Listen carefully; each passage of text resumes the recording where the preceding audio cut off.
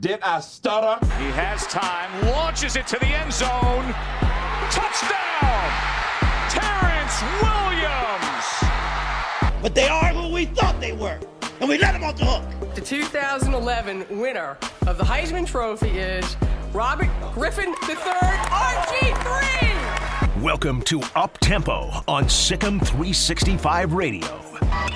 Langoliers, base hit to center, and the Baylor Bears win their first Big 12 tournament championship. Their fat little girlfriends are telling them what they want to hear, which is how great you are. I'm a man. I'm 40. Call us on the Impact Health Labs caller line at 254-339-1122. Hello? You play to win the game. Yep, just ready for OU. You can't handle the truth. Here's Drake Toll. Welcome into Up Tempo. It is Wednesday today. I am Drake Toll. He's biceps out. That guy's striped shirt. How about it? You always keep me on my toes every time the intro. You did not tell every me intro. that you were going to. Oh, it is. It's just as bad as I thought it would be. We are on Up Tempo today, talking Baylor men's. It is. It's an atrocity. I like them. I think they look good. Sophisticated. Yeah, no, absolutely you not. Read. How about it last night? Baylor men's basketball on top of Texas, 83-69, nice in the final. A 14-point victory on the road in the Irwin Center. Oh, jeez. Covering the 5.5 with look absolute ease. I think they look good. With absolute ease. I like it. I like it, bro. I really do think I like it. I think I like it, and I think it may play well with older women. I'm just saying. With older women? Older women, they like smart guys. Older women? Yeah, not cougs. I really don't know, but I'm assuming, who doesn't like a sophisticated man, All right. Yeah. Tell me I'm wrong. That was sus. I have no comment. How is that That's what the kids call sus. How is that sus? Kids call it sus. I see you brought your computer today to talk about sports. Brought my computer right here, baby. This is also not new. I always bring this. Nice. I always bring He this. came prepared. This is not new. I always do this. Baylor on top last night, 27 points. How about 27 from Davion Mitchell, 21 from Jared Butler, and another 10 from Maceo Teague. 58 points from those three combined. How about it? Call us and give us your immediate reaction from last night. Immediate? Give us your 12 hours later reaction from last night's ball game. After. Baylor's win against Texas in Austin, 254-339-1122. I said it. I forgot it. I said I would give out an ice shaker, picture it right there, to whoever won or whoever guessed the final score correctly last night. Freaking Steven from Virginia. Yeah. He's been nailing it, man. He's been nailing it. Freaking hammering the He's SicEm Pickell. unbelievable. And then he had the And- tape, too. He said check the tape on Twitter. Had the receipts. So Steven from Virginia, you got a $40 value ice shaker coming your way, coming in hot all the way from Waco, Texas. Guessed it exactly. To Virginia. He guessed it exactly. On the button. Not even close. Yeah. Exactly. 83-69. Remember? Because I said nice on the show as soon as he said the score. did Remember say that that. now? Because I remember that. No, he absolutely nailed it. And he's been nailing it in the pick'em, too. Like, the guy is a computer. Steven from Virginia. Goodwill Hunting. Give us a call or text today, 254-339-1122. We're asking two Bear Games questions today. The first being, can you name 5 movie directors without cheating? Can you do it? Because I know someone who cannot. And that someone You're just so wrong. went to college at Cornell and Big Red Bear. This is all wrong. Big I Red actually named Bear. 7. If you want to check the tape, I named, named 7. 7? Yeah, I named 7. Are you including Michael Bay that I gave you? Yeah. So you named 6. I named 7. Would you have said Michael Bay without my help? World will never know. The second Bear Games question of the day today, and this is one that I want to ask you specifically first, and then we're going to go to Armstrong on this, and this is for the fans out there. 254-339-1122. Send us a call. Shoot us a call. Send us one. Whatever you want to do. FaceTime? Put the address on the envelope and just send us a call. Shoot us a text. The Bear Games question of the day today. Who is the coolest celebrity that you have met up close and personal? Oh, wow. It's going to be tough for us because it'll probably be sports figures for us, obviously. But who is the biggest celebrity that you, the fans out there, have met in person? That's our Bear Games question of the day alongside, can you name 5 movie directors? 254-339-1122. Get in on the action. We're also talking today. Should Baylor go undefeated? Is it better that Baylor goes undefeated this season, or does it behoove them to lose a ball game down the stretch before they go to the NCAA tournament, especially with a team that, as I understand, has not played in the NCAA tournament?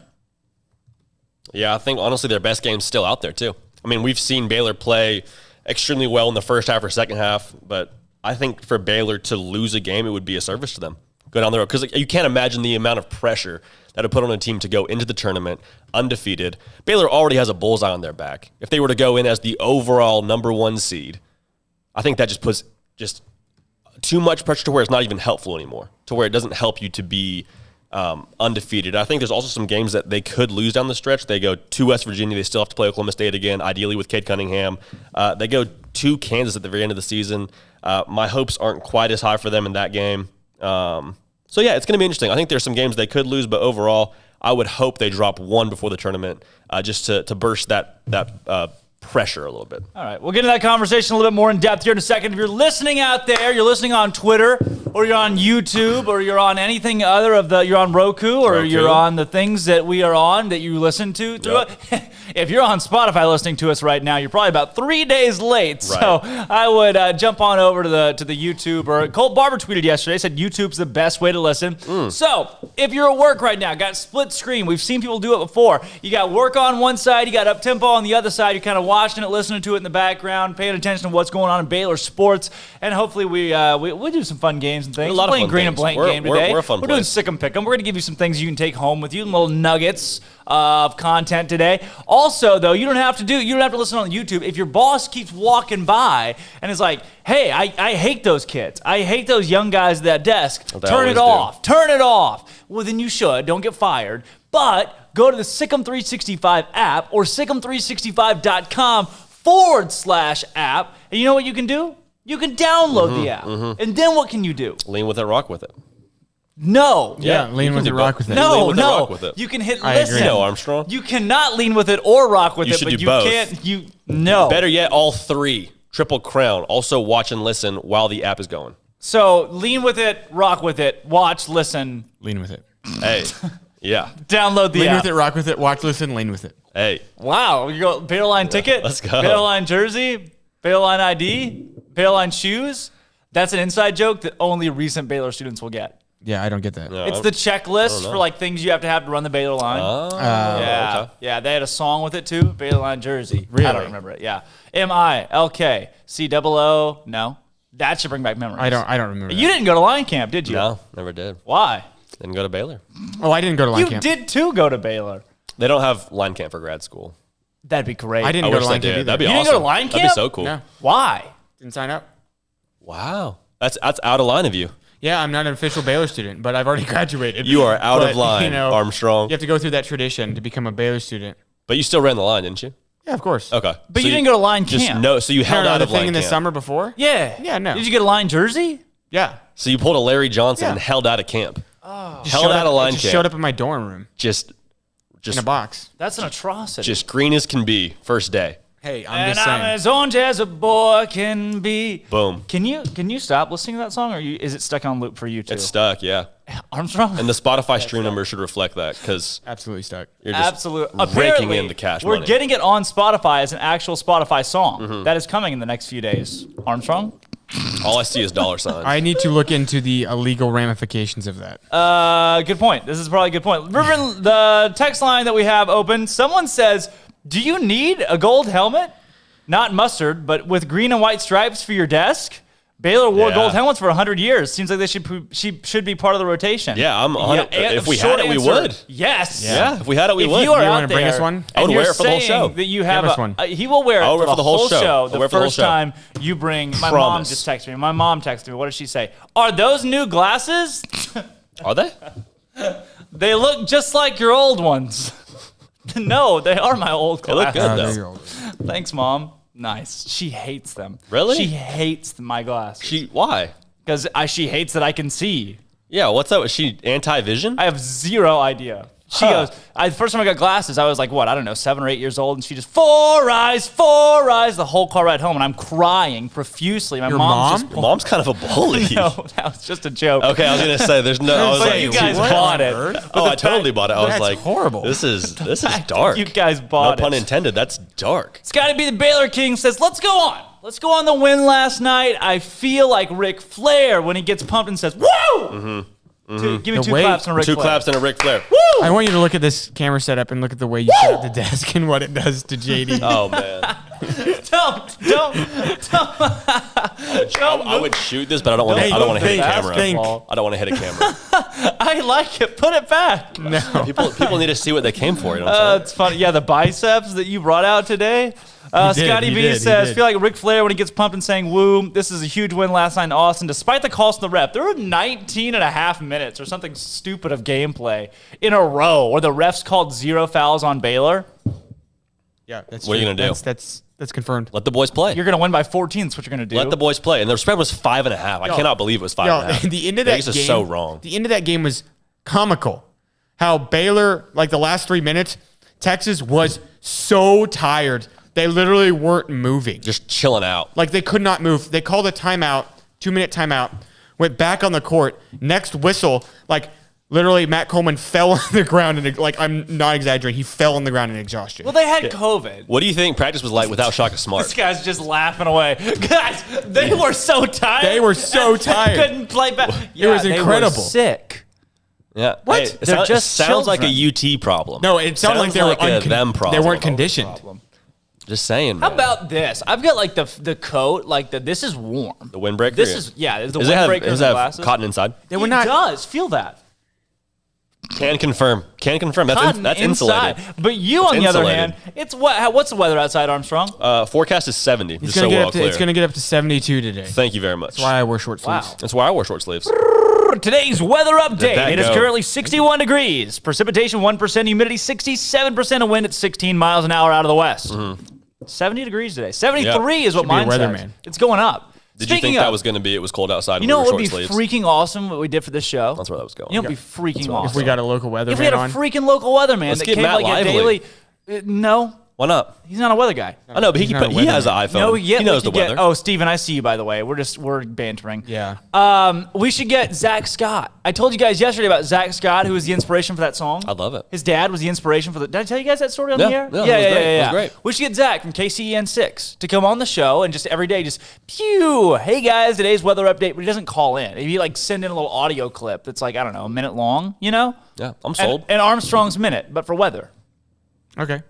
Okay. What are the ins and outs of that? Do we have to like sign some kind of contract? I think we just need a Zoom link, probably. No. And just do a verbal agreement. Okay. And say, hey, can you do it? How yes, what? Awesome. What do you mean, just local Waco weather? Yeah. Because I feel like our audience is much wider than that. Steven is from Virginia.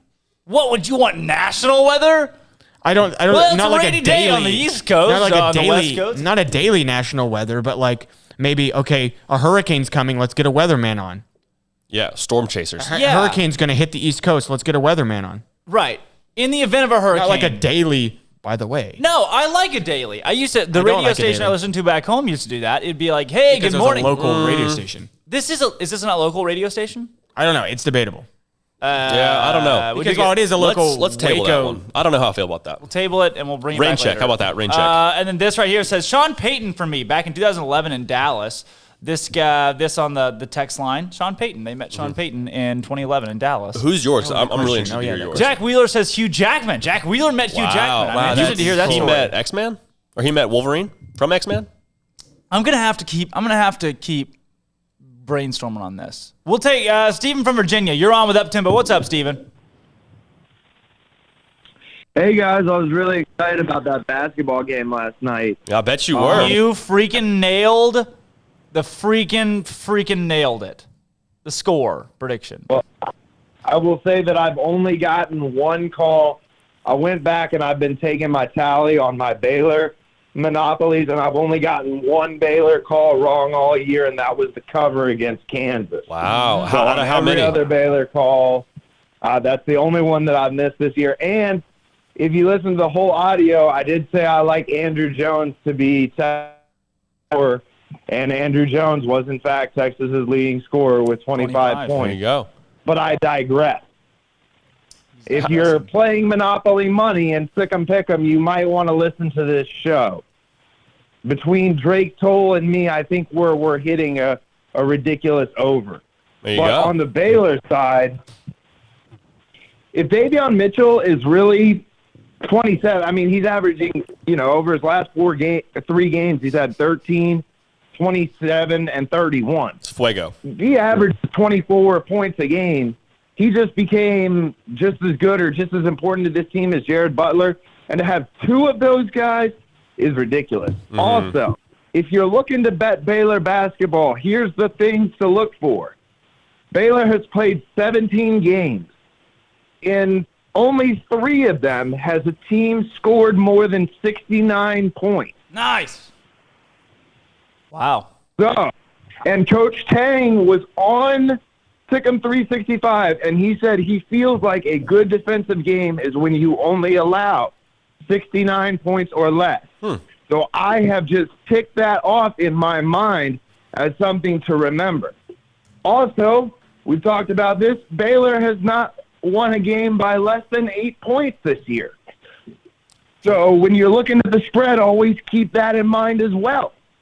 This team, he's bringing home easy dubs, and we've talked about this, but this is the best basketball team I've ever seen. I mean, Maceo Teague is personally my favorite because, I had a little bit of a hitch in my jump shot, and I wish people would have just let me shoot it out.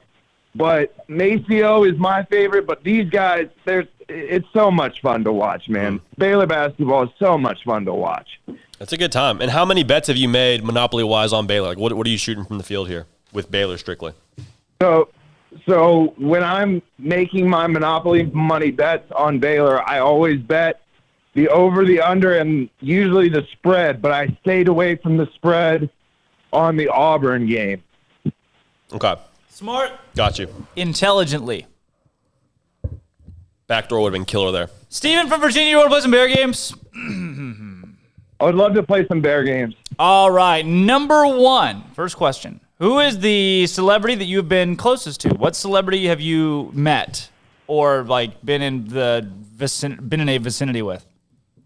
So that would either be I met Tony La Russa, who's now the manager for the Chicago White Sox. He signed a ball for me, and we talked for a couple of minutes. Or Rosie Greer. This is really pulling it out. Rosie Greer was a member of the Los Angeles Rams fearsome foursome back in the late 60s and early 70s as a defensive lineman. And he wrote a book with my father. Wow. So I knew him it's been years. And if someone holds a gun to your head and says, Steven from Virginia, name 5 movie directors, could you do it? Yes, but most of them will have directed James Bond movies, so don't give me too much credit. Nice. Well, Steven, thanks for your call. I'll be sending you a ice shaker here pretty soon. That sounds like a plan, my man. There it is. It is a plan. Later. All right. How about men's basketball won last night? The golf team, the women's golf team. This is crazy. Won their unprecedented. I'm putting the word unprecedented in there. Unprecedented 4th straight title at Trinity Forest. Wow. So the Baylor women's golf team remained perfect on the 2020-2021 season by sweeping the team individual titles at Trinity Forest Invitational. They shot 1 under par 287 as a team in the final round to claim a 13-shot victory. Okay. Is it a blowout with 13 shots? What's like what's the threshold for a blowout in golf? So I'll say this: 13 shots. Baylor was ahead of Oklahoma State by How many do you want? Well, I need to know how the scoring is done. So Baylor shot 1 under. Oklahoma State shot 15 over, which you would think would mean Baylor won by 16 strokes. Right. But I don't know. This says 13. But look at the separation. Baylor 1 under. Oklahoma State 15 over. Texas in 3rd place 27 over. And then it's 39. And then it's 40, 42, 43, 44. So things get even there. But like Baylor smacked everybody else. It's just Baylor and everybody else. Yeah. How about it, huh? The women's golf team just they're absolutely number 1 rolling. in the country. Did you know they're number 1 in the country? I do now. Perfection. Number 1 in the country. Also, coming up, we're going to do a mascot bracket. I have not made the bracket yet, and I will tell you why. Because I have been lazy. And I will put the bracket together at some point that will have all Big 12 mascots ranked 1 to 10, put them in a cage, fight to the death, 1v1. Who wins it? The number 1 seed, I will tell you, I have already decided who the number 1 seed is. How are we doing that? The number 1 seed, I don't think you can argue it either. Cyclone. That's tough. It's tough when you have a natural disaster like a cyclone. Yeah. And you draw that. I think that's number 1 seed. But you can't, That's can't discount them for being a natural disaster. I'm on board with that for sure. Yeah. Also, we have the FCS. So I think what we've decided, JD, you help with this, is that for the FCS, we're each going to pick 2 teams, like 1 local team and then 1 wild card. But they all have to be in the surrounding states. You can't have like James Madison.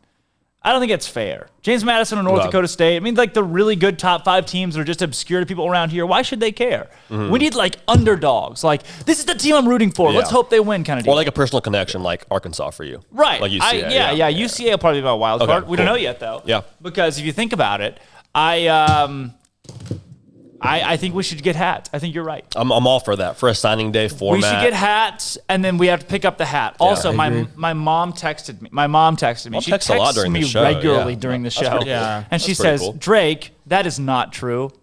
She exposed me. You're right, Mom. You did admit to that, though. She did not say 4 eyes. And then my dad texts me.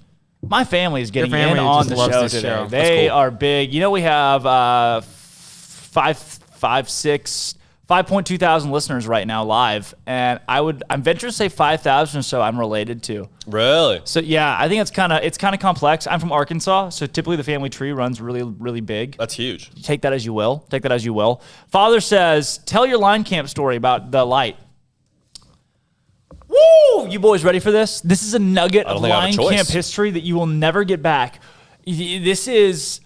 You'll never get back. That makes it sound like it's terrible. This is a nugget of line camp history that will live in lore for the rest of Baylor history. So my line camp, right?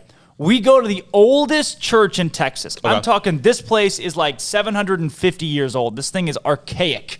And it's in Independence, Texas, the home of Baylor, where Judge Baylor and Tryon and Huckins started the university in Independence, Texas. We roll up there. We go into the church. Everybody in line camp's there. Obviously, there's no air conditioning because they didn't have air conditioning in the 1400s. So we're sitting there, you're sweaty, you're indoors, and if there's one thing you do at line camp, you throw SicEms. Someone will stand up and they'll say, hey, and then everybody will do a SicEm. Everybody's seen the SicEm. It's a thing. Right. So my line camp leader, I am an outgoing person from time to time, but I had not led a SicEm yet. But my line camp leader was like, hey, Drake, lead a SicEm. Do it. Nice. And I was like, okay, there are like, I don't know, 500 people here crammed in this church. Everybody's sweaty. They're waiting on the speaker to speak. I was like, I'll do it. Yeah. The girl behind me heard it.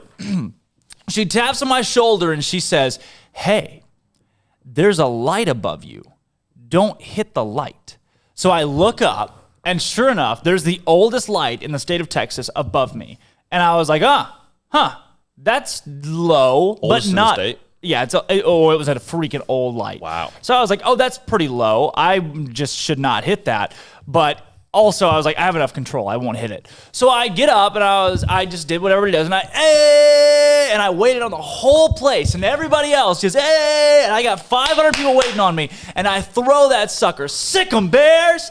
And when I came back on the recoil, I'm talking squared that puppy up. Just gone forever. Gone forever. Home run derby. Aaron Hernandez. No.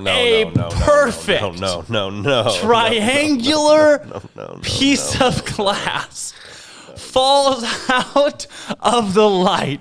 I smashed that thing, the oldest light in Texas. A piece of glass falls out of it, and of course the whole place is just stunned that I've broken this archaic relic.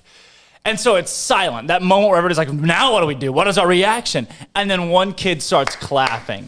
And the whole place goes absolutely clapping. bonkers. They need to make a movie about this. The place that's goes hilarious. wild. They're just people cheered and screaming, and I was like, I don't know. I was like, there's gonna be a lawsuit. I'm $100,000s of dollars in debt. What am I gonna do now? And then I look behind me, and there is blood all over the floor. No. Oh, it gets worse. The same girl who had told me, watch the light when you do this SicEm. Oh my gosh, Drake, you're terrible. I smashed that thing, and it came down and it hit her hand. Oh my gosh. Not only did it hit her hand, it hit her right in a vein. So it didn't hurt that bad. We're in deep trouble. But I'm talking like blood. No. All over the place. And she's just sitting there holding her hand, looking at me dead in the eyes, going, I'm okay, I promise. It's okay. Don't worry. It's fine. Don't worry. It's okay. And I am mortified that I have cut this girl's hand out, which she wasn't that hurt. But it's the fact that she's just hemorrhaging. Where it hit her. It is gory, like a Tarantino movie up in this oldest church in Texas on the girl that had said, hey, don't hit the light. And that will go down in history. She was fine. They got her some Band-Aids. She was okay. But that will go down as history as far and away the greatest line camp moment that Baylor has ever seen. I have a picture of the light. I have a picture. Armstrong, I'm going to text it to you. But yeah, that is a true line camp story that I still get people I cannot believe that. People will stop me and be like, aren't you the guy that broke the light that one time? Also, I texted you a video too. I want you to know that I'm very squeamish Really? The blood, and that actually made me lightheaded. Just that story. Oh, no. That's how squeamish I am. No. Armstrong, are you passing out? Whoa, Armstrong! It hurts. Gosh. That's seriously, crazy. I'm not even kidding. Like, I just texted you a picture. That girl, dead or alive? It's not a gory picture. Do we know? She's Do we alive. know? There we go. Yeah. She I is. mean, we still talk. We're still friends. Okay. Yeah, to this day. It was kind of. Did you get the picture? I'm sorry that I keep asking you this, Armstrong. Paul took Armstrong's headset to Tampa to the Super Bowl. So Armstrong doesn't have a headset now. He has this like extended mic that he has to work through. That's thoughtful of him. I know. Paul was like, "Yeah, I'm gonna have to take your headset." Armstrong's like, "Yeah, all right." He said, all right, play the next play. Blue collar operation around here. And I took his. So. Blue collar operation. Yeah, and then Armstrong took his. But yeah, this picture, basically, the girl that was behind me is not in this picture. She's no longer with us in the picture.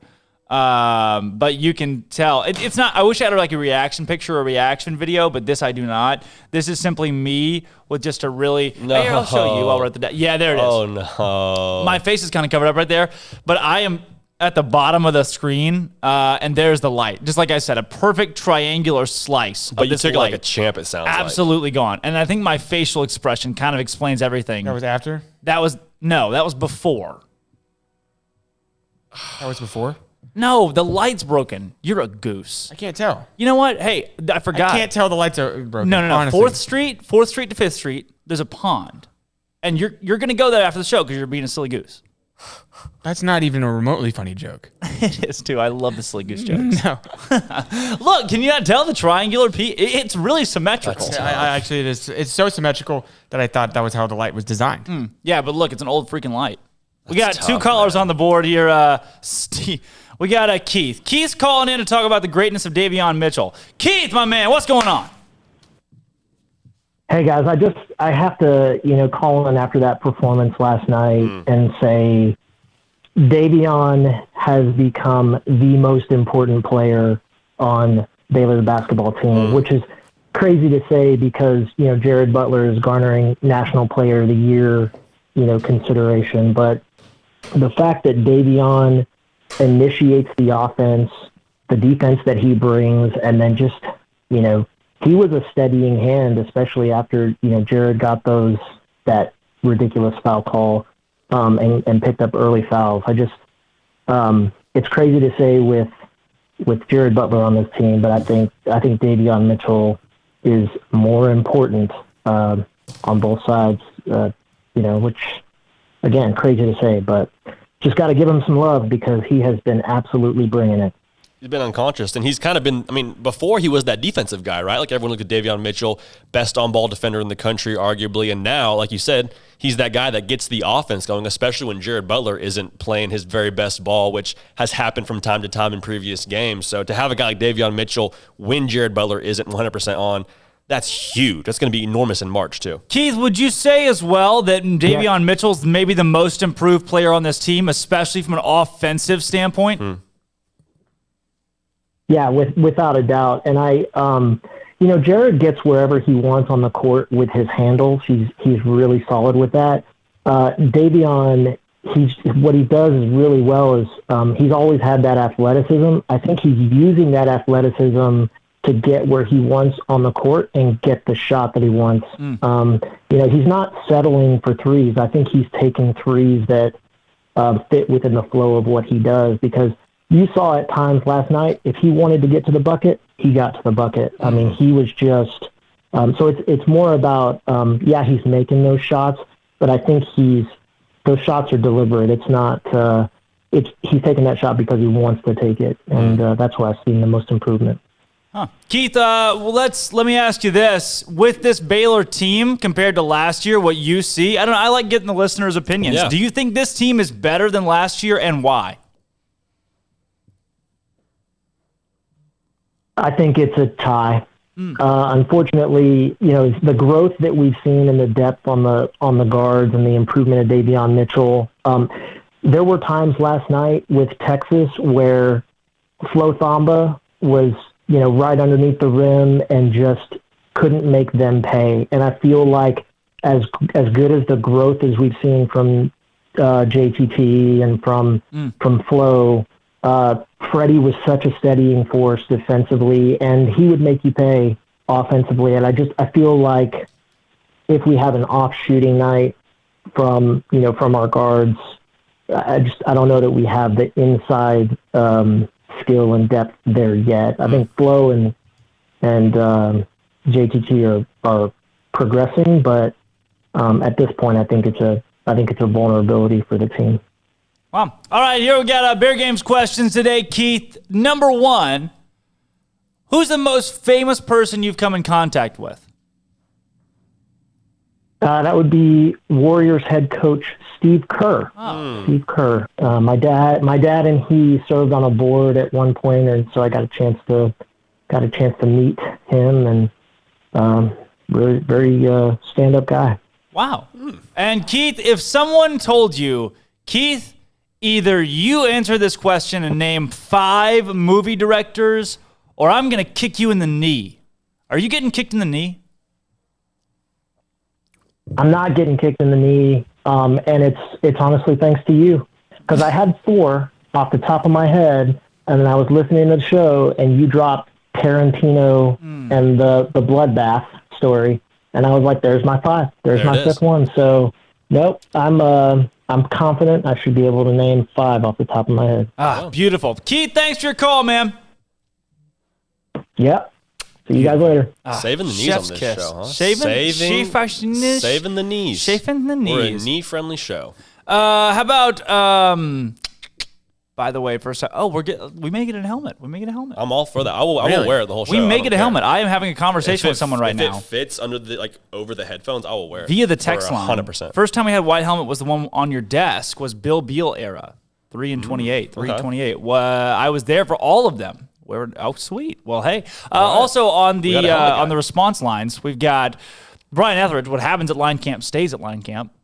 Brian Etheridge. I mean, that's maybe Brian Etheridge had a line camp probably girlfriend. True. Maybe he took the line camp girlfriend thing a little seriously. From a physics standpoint, he's right. Like, you can't take what happened at line camp and put it somewhere else in the space-time continuum. It has to stay at line camp. KNCANDL. Say it. What? Yeah, that's the K. Whoever this wonderful listener is that I love so much, usually comments or send something every day, and it's KNCANDL. Better, I think Jared is more important to the team, but Davion is better NBA prospect. Interesting. Better than last year because all 3 starting guards have improved. Matt has improved. Adam adds stability. EJ, Vital are good. That's more addition than subtraction of Freddie. I agree.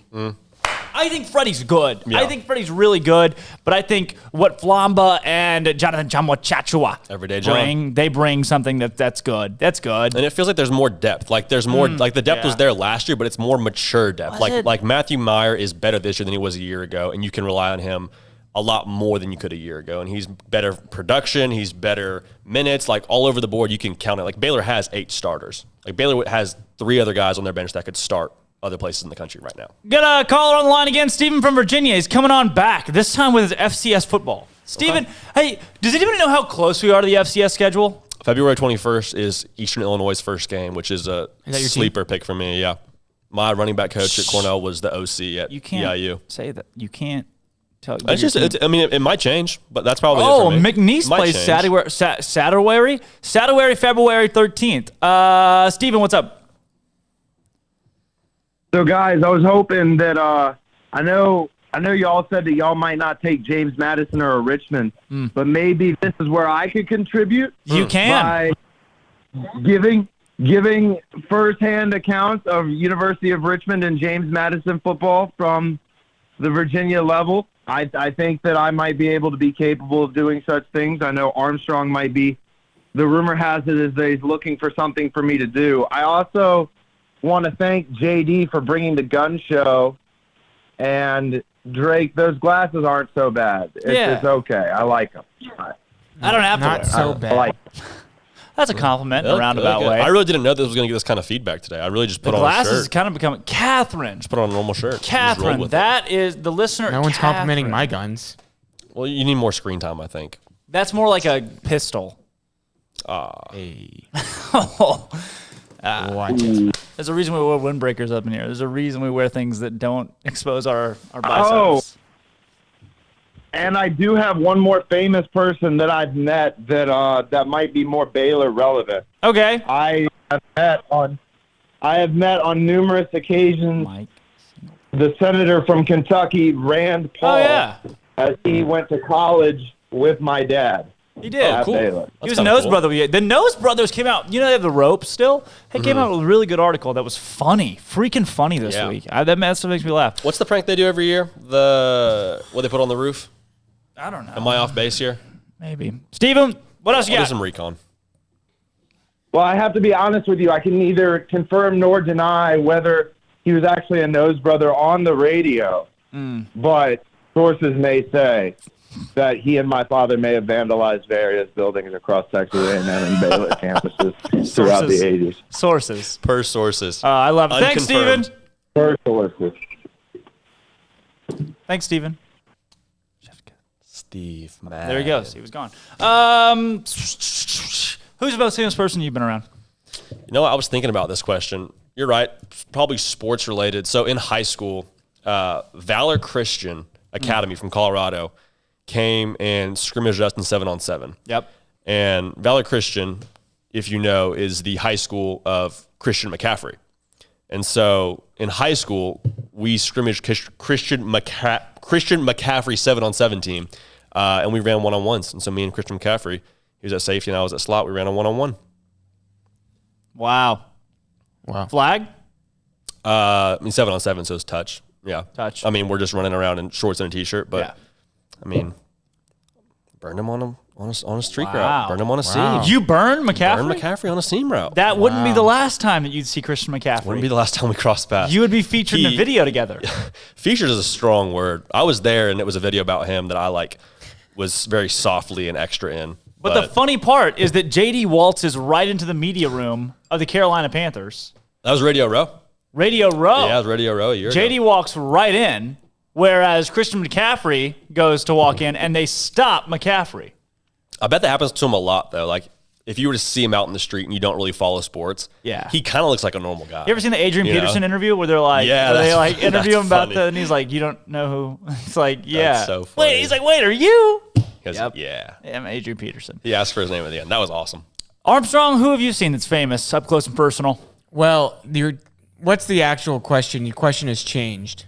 The question was vicinity or met. It first was your favorite interaction with a famous person, and now it has just become the most famous because those are two different things. Really? I didn't know it was favorite. I didn't know I said favorite. What is it? It's just dealer's choice. Yeah, and insert experience that involves famous person here. But then do I have to have met them or just been around them? Because if it's just been around, I've been around Michael Jordan. Didn't actually meet him. Wow. How were you around Michael Jordan? Oh, gosh. Okay, so 2016. Like it's a labor to explain. Not this question again. You'll understand why. People ask me all the time. You'll understand why. Yeah. I'm a big North Carolina basketball fan. 2016 national championship game. Villanova hits the buzzer beater to win. Okay, and I'm there, and it's just you were there for that. Oh yeah. That was the best national championship game I've seen. That was awesome. And so it was just like heartbreak. Like you can't imagine like what just happened. Okay, and so we're sitting there in our seats, and thank you for clarifying. In front of us, way down, maybe like 40 rows is where all the famous, players and stuff. And so walking up the aisle to get to their car comes Danny Green, and then here comes Michael Jordan, and I don't care. And everyone around us is like, here's Michael Jordan. I don't give a flip because we just lost this game. And that's all I care about. Watch your mouth. So that was I guess. That's I awesome. was around Michael Jordan. That's pretty cool. And you didn't give a flip. My favorite famous person I've ever interacted with was Jackie Manuel. You've never heard of. Never heard of Jackie Manuel. Any relation to Jackie Moon? No, Jackie Manuel was a North Carolina basketball player from 2001 to 2005, but he has a posse, so. Dead or alive? I'm part of the posse. Dead or alive, Jackie Manuel. Definitely alive. Dead or alive, Jackie Moon. Alive and well. There we go. Dead or alive, Jackie Moon. I've also had all mine are Carolina basketball players. I've also been around Tyler Hansbrough, Met him. Oh. Pretty cool guy. Psycho. Also very shy guy. Very shy guy. The brothers. Interesting. Well, who were the really tall brothers? Zellers. The Plumlees were The Zellers. Tyler Zeller. I met him. Okay, so he went to high school where? I don't know. Washington High School in Indiana. Oh, yeah, I knew he was from Indiana. I did public speaking in high school and stuff like that. I've told you guys like vague stories about that mess. And I went to his high school, Zeller's high school. His high school gym holds like 9,000 people. Wow. But it was built in like the 60s, so it's archaic. They were selling that place out. Washington High School. Look it up. Washington High School in Indiana. Folks that are out there. I would say my most famous interaction with a person, I would say Brooklyn McKnight, Brooklyn and Bailey. Oh, wait. okay. Really? That so counts. That's a joke. That's a joke. The Tom Herman story. I'm sorry. Yeah, I'm sorry. That's Tom a joke. Herman and I peed in a urinal next to each other. That's about the same as. I mean, that's a little more intimate than Michael Jordan passing you in the aisle. Right, but I'm saying I didn't say that. Right. That's not mine though. No, I know. I'm just saying. If But we were I'm to count saying that. like if I'm talking about hanging out with people, like like casual hangouts, like that's like they have what? I mean, 5.5 million, 6 million followers. I don't know. On Truthfully, YouTube, don't Instagram. know. You have I'm not Forrest. sure. You and Forrest are buddies, right? Yeah. Great guy. Yeah. That's a stupid answer. Yeah, that what I right just there. said. That's Washington High School. I went to that gym at like 6 Tyler a.m. Zeller, one time. Cody Zeller played there Yep. How'd you know Cody Zeller played there? because they were brothers. That's the joke. That's the sarcasm. Oh, hey, Well, it's went right crazy. over me 'cause it was I was bad driving on the way here, and I drove right past this huge pond. I was thinking that you could probably go there after the show. What do we got? What do we got? Because you're a silly goose. What do we got next? We haven't gone to a commercial break, and we're 42 minutes into the show. I love it. It's true. Well, It's true. How are we going to pay the bills? How are we going to afford this? Bills. I hardly know her. Bill her. We can't say that. We can't FCC say that. hates us. The FCC hates us. They hate us. Why? Because they ain't us. They hate us because they ain't us. We're gonna pick their college ain't football us. though. Okay, we're gonna go to a we're gonna go to a break. We are. I don't think so. I think we should. All right, we're going to go to a break. It's been 43 regroup. minutes. When we come back, we're going to talk a little bit more Baylor basketball. We're going to show some highlights. Also, man, I had something else. SicEm Pick'em. Yep. SicEm Pick'em. We're playing Green and Blank game today. We have a caller on the line. We're going to hold that to after the break because we have to go to a break at some point in the show. I'm Drake Toll. That's J.D. Pickell with the biceps. That man back there in the striped shirt is Armstrong Sims, and this is Up Tempo. Tee it up at McLean Stadium this winter as Top Golf Live takes over Waco. Top Golf Live brings the Top Golf experience to iconic stadiums around the country. It'll be held at McLean Stadium February 25th through 28th. Join us for a once-in-a-lifetime experience as you take golf swings from the concourse of McLean Stadium. In addition to offering friendly competition, Top Golf Live transforms this iconic venue to create a truly unique event. Create memories with your friends, family, or coworkers this March when you choose the Top Golf Live Stadium Tour for your private parties. Special safety protocols be implemented throughout the event to ensure Top Golf Live offers a healthy and safe environment to players. Top Golf Live tickets are on sale now at www.topgolflive.com. Book your tee times today as tickets are limited for this once-in-a-lifetime in-stadium golf experience. Premium packages are available as well. For more information on premium packages or to purchase your tickets, visit www.topgolflive.com or call 214-501-1320. Super Tuesday was highlighted first and foremost by your Baylor Bears, who secured a dominating win over Texas, 83-69 in Austin, thanks to Davion Mitchell dropping 27 points on 5 from 7 from deep. Mitchell step back, got it. This is the best three-point shooting team in the country, Dick. Jared Butler contributed another 21, and Maceo Teague put up 10 as Scott Drew improved to 11-1 against Shaka Smart's Longhorns. Baylor's next game is Saturday against TCU in Waco. Elsewhere in the nation, Arkansas beat Mississippi State 61-45. Number 8 Iowa dropped Michigan State 84-78. Number 11 Tennessee was upset at Ole Miss 52-50. 17th ranked West Virginia barely snuck by Iowa State 76-72. Number 24 Purdue was upset at Maryland 61-60. Clemson blew out North Carolina 63-50, and Georgia upset Auburn on the road 91-86. On the women's side, number 19 Gonzaga beat BYU 63-56. And the women's golf team won their unprecedented 4th straight tournament championship yesterday by 13 strokes at the Trinity Invitational over the likes of Oklahoma State, Texas, and Kansas State. I'm Armstrong Sims. That's all the news that is news in college sports. This has been Armstrong's Minute on SicEm365 Radio's Up Tempo. At Baylor University, students can shine in their own way. Or should we say their own ways? Because there's no limit to the ways Baylor students make the world a brighter place. Whether they're leading a student organization or following a higher calling, getting advice from faculty, or taking part in world-class research, pursuing their dreams, or working toward their dream job, students find their place to shine at Baylor, where lights shine bright. Riverbend Liquor and Wine has their easy-to-access drive-thru open and convenient and clean in-store location on the corner of Lakeshore Drive and North 19th Street in Waco. Riverbend Liquor has the best and most extensive variety of craft beer selections in Waco, and Balcones whiskey, including single malt, pot still, baby blue, rye, brimstone, and the all-new lineage in stock. Riverbend Liquor and Wine, family-owned and operated, and a hidden gem in Waco on Lakeshore Drive and 19th Street. And find out more on Facebook and Instagram. From the first workout to the last practice, sports is an incredible challenge. Hi, this is Dan Engel at the First National Bank of Central Texas, and we're proud to support each athlete, every parent, and our educators. From families, small businesses, to the biggest industry, we're here to help. With remarkable products like instant issue debit cards free at all of our banking centers, we've got banking ideas that fuel big dreams. The First National Bank of Central Texas. Familiar faces making local decisions. Member FDIC, Equal Housing Lender. Let Camille Johnson Realtors guide you seamlessly through the process of buying your dream home or selling your current one. Commercial, farm and ranch, or residential, Camille Johnson Realtors can smoothly and successfully lead you through any transaction. With a team of 28 experienced agents who are excited about serving you, Camille Johnson Realtors services the entire greater Waco area. If you're in the market to buy or sell, contact Camille Johnson Realtors, 104 Midway Center in Woodway, or find them online at www.camillejohnson.com. Camille Johnson Realtors, elegant, charming, warm. Welcome home.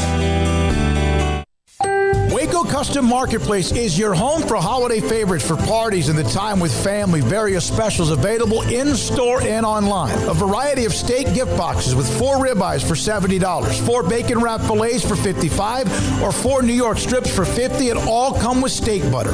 Fall snack box for watching a game or wrapping presents or hosting people at your house, including summer sausage, split horn, and jalapeno cheese, and salted crackers for only $35. 2 pieces of lobster tails with herb butter and 2 bacon wrap fillets for $60. Order online or call in advance to ensure availability, or drop by Waco Custom Marketplace at 425 Lake Air Drive. Waco Custom Marketplace has a full-service butcher shop for customized orders or cuts of your favorite steaks or beef tenderloin or specially ordered prime rib roast. Plus, what you want with pork, poultry, seafood, and more. Waco Custom Marketplace, 425 Lake Air Drive in Waco, or WacoCustomMarketplace.com.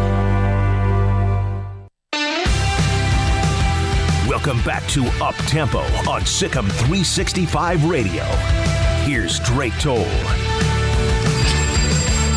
Welcome back in the Petty Clinic Low T Bears Den. I love this show. He does too. He does thrice. Rock 'em, roll 'em. We got a caller on the line, Mark. Mark Cuban? is calling in. Yes, Mark Cuban. Yes, Mark Cuban. Let's ask him. Caller, you're on with Up Tempo. Is this Mark? Is this Mark Cuban? Cuban? Yeah. Call? Are you talking to me? Yeah. Yeah, we are. Yeah, my name's Marshall, not Mark. Marshall. I Marshall see. Mathers. Okay. Marshall Mathers. Good call. I'm seeing here. So you know how the lady asked you to say your name? Well, she never gets it right. And today she told us that you are Mark, but I'm glad that we now know you're Marshall. Well, I wouldn't mind having Mark Cuban's money if we could work that out. You know what? Let me make a couple phone calls, Marshall, and we'll see what I can put together. I appreciate that. I wanted to talk about our current roster, what we have right now. How many people on our team do you know are going to make it to the NBA, and how many do you think have a shot? That's a good question.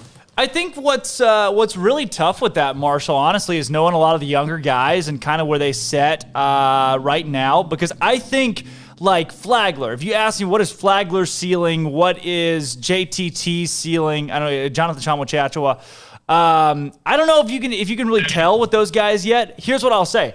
Jared Butler, obviously a first-round draft pick. Yep. I think right now Davion Mitchell is a first-round draft pick, and that's saying something. I did not think he'd be there.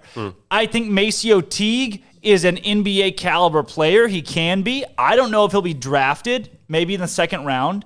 Yeah, we'll see. Mark Vidal's going to try out. I think Mark Vidal has a shot to at least vie for some NBA rosters. But where does Mark Vidal play? You know, he's 6'5", 250. He'd be a great tight end, but you can't play power forward. He's a power forward. Yeah. You can't play power forward at 6'5" in the NBA. Yeah, a lot of these guys, I think it'll be like, where's their fit? So if they end up with the right team, they can stick around. So much of that, I feel like, especially in the NBA, is just like a little bit of chance, right? You got to have the right situation with the right team and the right system with the right coach. And Mark Vidal's one of those guys. Maceo Teague's one of those guys. They're sort of niche players, whereas I think you're right. Jared Butler, bona fide NBA guy. Davion Mitchell, he'll be an NBA guy. Matthew Meyer is probably a year or two out, but he'll be an NBA guy. So those three I feel really confident in. Mark Patterson. Give me that. I'll say this Overseas too. extraordinaire if he wants to. Marshall, I like Flo Thamma as an NBA power forward. I know that may be a bold take right there, but Flo Thamma has shown that he can pull it out and shoot a little bit, 15, 17 footers. I think Flo Thamma could fit in well at 6'10", 245 in the NBA as a power forward. He reminds me vaguely, just very vaguely, of Raptors. Shoot. Who's that Raptor? Siakam. Pascal Siakam. Yeah. So, I don't know. I think Flo Thamma's kind of a dark horse for me, but I definitely bank on Jared Butler and Davion Mitchell being first-round draft picks this year. That's pretty good analysis. I like that. You brought up Matthew Meyer. I think he's about to become our next Colts hero of Waco, Texas. I could be wrong. But let me ask this. Who do y'all compare him to? I don't know who to compare him to. He doesn't remind me of anybody in the NBA or, the past, the college. With the length, this is sort of a stretch. I think he's a little bit shorter version, probably a little bit less of a scoring threat. But he kind of reminds me of Kevin Durant with his length, with his range. He's able to still get to the basket for a guy his size. That's pretty impressive. So Kevin Durant's like probably through the glass ceiling for him, but that's kind of the guy that he reminds me of just from a gameplay standpoint, from what he does when he has the ball in the wing. Ooh, I think this is a tough question to answer. Meyer, man, the thing with him, though, he's 6'8", 6'9". And so when you look at a guy that does some of the stuff that he does from a guard standpoint with that kind of height, I'm almost with you, Marshall. It is so tough for me to pinpoint one player that I can really put him in the same category with, and that may bode super well for him going to the draft because he can play such a solid guard spot, but at 6'9". With range. Yeah, I've watched him defend centers plenty of times. So he can defend anybody. I mean, he's not a great defender yet, but he can play that role. Man, that's going to be a question I think we ask for a while because I would love to know too. Who do you compare him to? I don't think he goes this year, but I think next year he could be a legitimate draft prospect. He'll be a first rounder. I don't think he's not a Larry Bird. I think he's got better ball handling skills. Maybe Larry Bird's also really good shooter. I don't know if he's quite a good a shooter as Larry Bird is. That's a good point. I don't know if you can compare Larry Bird or I don't think he's a Luka. I don't think he's probably not a Luka. I think I like the Luka mold though. Luka's a mold. It's a slasher. That's not bad. It's a slasher. He's got some of Luka's traits. Yeah. Marshall, you want to play some Bear games? Go for it. What's that? Question number one, Marshall, for me, who's the most famous person that you've come in contact with, that you've interacted with? I don't know if y'all are ready for this, but David Koresh. Oh, wow, Marshall. Wow. Wait. Hang on. Best one all day. What kind of interaction was this with David Koresh? Yeah, Marshall, can you release on the air what exactly this looked like? Oh, no. It's nothing bad. I just met him a couple times at Chelsea Street Pub on the mall, if y'all remember that. I do remember that. Nice guy? Used to get some brewskis there with the bros. Oh, no. As soon as I met him, I told my friend to never bring me around him again. Oh, okay. Wow. So did he give you some creepy vibes? Oh, absolutely. The moment I met him. Wow. I hear he was a heck of a musician, though. Yeah, he's okay. So Netflix played that up. He can play a little guitar. Wow. What a turn that took. His musical talent. I've watched him play. Just another guitar player. Wow. Yeah, that might be the winner right now. That's the one to beat. I think David Koresh is on top right now. What did you say to him? Yeah, what was that interaction like? What was this? Do you remember the conversation? There's not a whole lot of it I will get into, but I just didn't like that, and I distanced myself from him on purpose. I didn't trust him. I didn't know anything about what was going to happen later, but I grew up in a church and had always heard about the false prophets and all that, and that just as soon as I met him, that's exactly what I thought of him. Good instincts. Wow. They make him seem so nice on Netflix. Like Tim Riggins plays him. Tim Riggins from Friday Night Lights is David Koresh. Y'all see that? Y'all see Waco? Yeah, Netflix? I saw it. Well done, but they made him seem so nice. Wow. And then Marshall, could you name if someone said, hey, either you name five movie directors, or I am going to give you a nuggie. Nuggie, yeah. Nuggie. Are you getting nuggied, Marshall? I feel a nuggie in my future, but I'll give it a shot. Yeah, let's hear it. We just let everybody off the hook. They just said yes, and we're like, yeah, cool. Who do you got?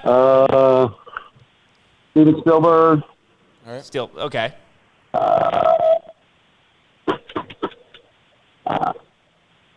I'm drawing some blanks.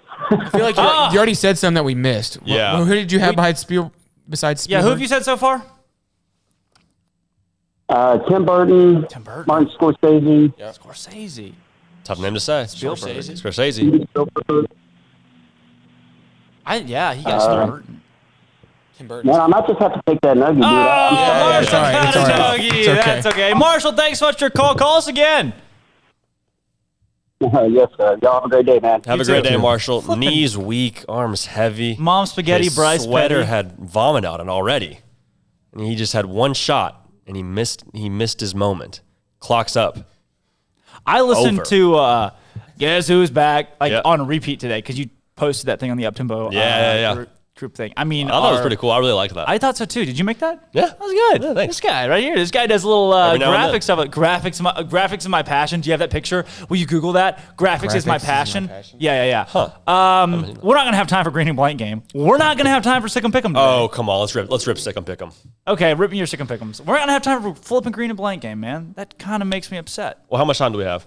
We have like a minute and a half. We can speed it. Sick 'em Pick 'em. Okay. What did we learn yesterday? Pick with trends. That's what Big Joe Murray said, pick with trends.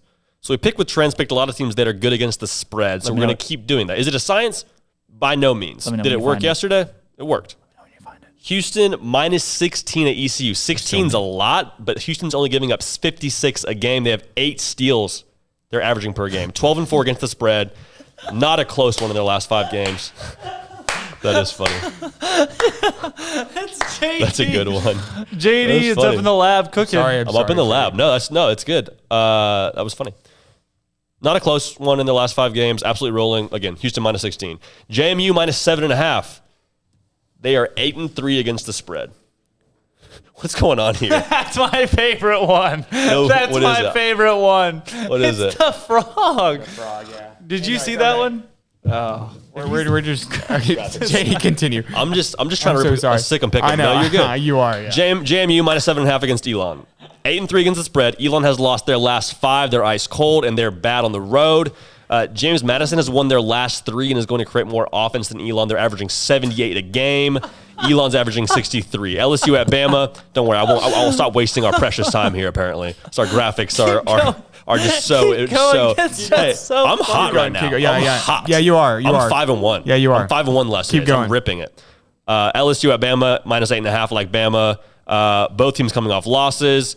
Bama's 8-1 against the spread in conference games. LSU's 2-3 on the road against the spread. Roll Tide. That's my 3. I like all 3 of those. Houston makes me nervous at 16, but I think they cover. Do you parlay them?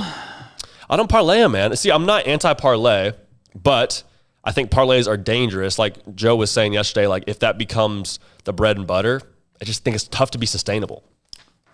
Parlez-vous Francois? Parlez-vous français? Yeah. Parlez-vous. I took French in high school. I took French in college. Oh, wow. So one up you. Talk about one up. You just 4 up. Did you go to Cornell? I did not go to Cornell. I never took French or Cornell either. So Big Red Bear? Big Red Bear. You two guys have that in common. Neither of you took French or Cornell. There you go. That's true. All right. The rest of the show today, there's so much to do, so much to see. So what's wrong with taking the back streets? Mm-hmm. You never know if you don't go. Right. Never shine if you don't glow. Right. I got you. Who plays Shrek? That's my trivia question for both you guys. Yes, I made. Oh, what about it? Oh, what about it? Stock photo. That's my question before JD leaves to walk his dog at the dog park. What actor plays Shrek? I'm gonna guess. I don't know for a fact. I'm gonna guess Mike Myers. It is Mike Myers. Wow. Really? Would you have said Mike Myers? That's crazy. I would not have. Dang, not naming Who 5 directed movies Shrek? To Mike Myers. No idea. Yeah, who directed Shrek? That cinematic masterpiece. I love Shrek. I mean, it's great. It's a great movie, but Shrek. I'm a donkey, Shrek. That's so good. Eddie Murphy. Nice. Yeah. See, y'all were sleeping on me. Who yesterday. played? It was crazy. He didn't direct it. Who played the princess? I don't know. You know? Really? Are you just staring at the cast list? It's Cameron Diaz. Really? No, I just know that much Shrek trivia. That's interesting. I'm Drake Toll. That's J.D. Pickell. Reader, I hardly know her. Armstrong Sims is our producer. And this is Up Tempo. How about it? Tee it up this spring as Top Golf Live brings the epic Top Golf experience to Waco and McLean Stadium, February 25th through 28th. To purchase your ticket today, visit www.topgolflive.com, www.topgolflive.com, or call 214-501-1320, 214-501-1320. Super Tuesday was highlighted first and foremost by your Baylor Bears, who secured a dominating win over Texas, 83-69 in Austin, thanks to Davion Mitchell dropping 27 points on 5 from 7 from deep. Mitchell step back, got it. This is the best three-point shooting team in the country, Dick. Jared Butler contributed another 21, and Maceo Teague put up 10 as Scott Drew improved to 11-1 against Shaka Smart's Longhorns. Baylor's next game is Saturday against TCU in Waco. Elsewhere in the nation, Arkansas beat Mississippi State 61-45. Number 8 Iowa dropped Michigan State 84-78. Number 11 Tennessee was upset at Ole Miss 52-50. 17th ranked West Virginia barely snuck by Iowa State 76-72. Number 24 Purdue was upset at Maryland 61-60. Clemson blew out North Carolina 63-50, and Georgia upset Auburn on the road 91-86. On the women's side, number 19 Gonzaga beat BYU 63-56. And the women's golf team won their unprecedented 4th straight tournament championship yesterday by 13 strokes at the Trinity Invitational over the likes of Oklahoma State, Texas, and Kansas State. I'm Armstrong Sims. That's all the news that is news in college sports. This has been Armstrong's Minute on SicEm365 Radio's Up Tempo.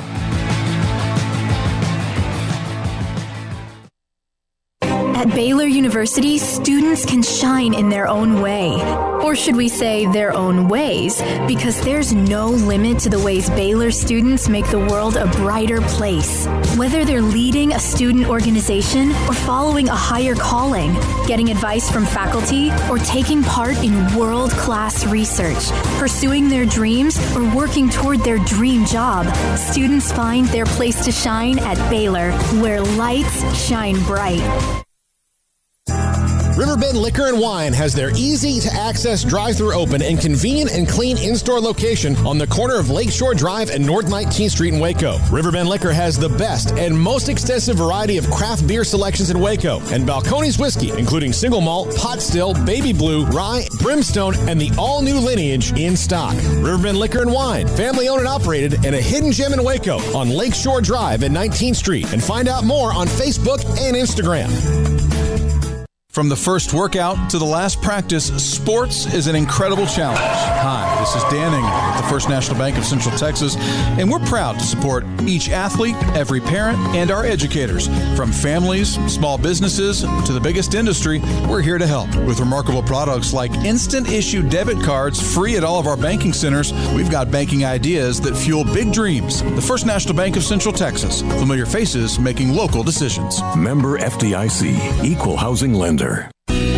Let Camille Johnson Realtors guide you seamlessly through the process of buying your dream home or selling your current one. Commercial, farm and ranch, or residential, Camille Johnson Realtors can smoothly and successfully lead you through any transaction. With a team of 28 experienced agents who are excited about serving you, Camille Johnson Realtors services the entire greater Waco area. If you're in the market to buy or sell, contact Camille Johnson Realtors, 104 Midway Center in Woodway, or find them online at www.camillejohnson.com. Camille Johnson Realtors, elegant, charming, warm. Welcome home. Waco Waco Custom Marketplace is your home for holiday favorites for parties and the time with family. Various specials available in-store and online. A variety of steak gift boxes with 4 ribeyes for $70, 4 bacon wrap fillets for $55, or 4 New York strips for $50, and all come with steak butter. Fall snack box for watching a game or wrapping presents or hosting people at your house, including summer sausage, split horn, and jalapeno cheese and salted crackers for only $35. 2 pieces of lobster tails with herb butter and 2 bacon wrap fillets for $60. Order online or call in advance to ensure availability, or drop by Waco Custom Marketplace at 425 Lake Air Drive. Waco Custom Marketplace has a full-service butcher shop for customized orders or cuts of your favorite steaks or beef tenderloin or specially ordered prime rib roast. Plus, what you want with pork, poultry, seafood, and more. Waco Custom Marketplace, 425 Lake Air Drive in Waco, or WacoCustomMarketplace.com. Welcome back to Up Tempo on SicEm365 Radio. Here's Drake Toll. Welcome back into the Petty Clinic Low T Bears Den. How about it, folks? It is Wednesday following a big Baylor men's basketball win last night in Austin. How about it? 83-69, the final score in that one. And now joining the show to break things down with us, Matthew Postins from Heartland College Sports. Matthew, thanks for coming on with us today, breaking things down between Baylor, UT, and the rest of the Big 12 Conference. Hey, no problem, Drake. Appreciate it. So let me ask you this first and foremost, for those that may not be familiar yet with the Heartland College Sports outlet. Tell me a little bit what you guys do and what you cover. We're a independent Big 12 basketball site, or I should say independent Big 12 site. I cover basketball for the site. Our owner is Pete Mundo, works up in Kansas City. We've got a specific football guy, Derek Duke, who covers football throughout the year. And all 3 of us just kind of help out with everything else. We've been around for about 5 years now, and it's been a lot of fun. We've got a lot of great followers that follow us on Twitter at Heartland_CS and come to the site, and we cover the entire conference. So it's a tough job. You guys have it a little bit easier. You're only covering one team, but we got to try and keep up with all 10. Well, I tell you, we definitely try to do our best to cover teams across the Big 12, but when you get 10 of them, typically one or two get lost in the fold, but for you guys covering all 10, it's admirable at least. And let me start with last night's ball games, Matthew, and what you saw starting with Baylor and Texas. Were you surprised at all with the outcome in the game? I was a little surprised at the 14-point gap at the end. I felt like going in, Texas had one thing that some other teams in the conference didn't from a matchup standpoint. They had those 3 forwards that they could put on the floor and maybe create some matchup issues for Baylor because they're usually very guard-centric, but that just didn't really materialize at all. Greg Brown did not have the game that I thought he was going to have. Jericho Sims had a solid game, but I'm sure that the fact that they hadn't had a full practice as a team until Sunday factored into some of that. But that was the matchup issue that I was thinking might give Baylor some trouble, but it really didn't. I mean, the way they shot, nearly 60% from the floor, they shot 52% from 3, they shot 100% from the free throw line, barely got to the free throw line, but they made all 4. It really shows you that, when you can play at that level, especially when you're shooting the ball that well, it kind of transcends any matchup issues that the opponent might be able to create for you.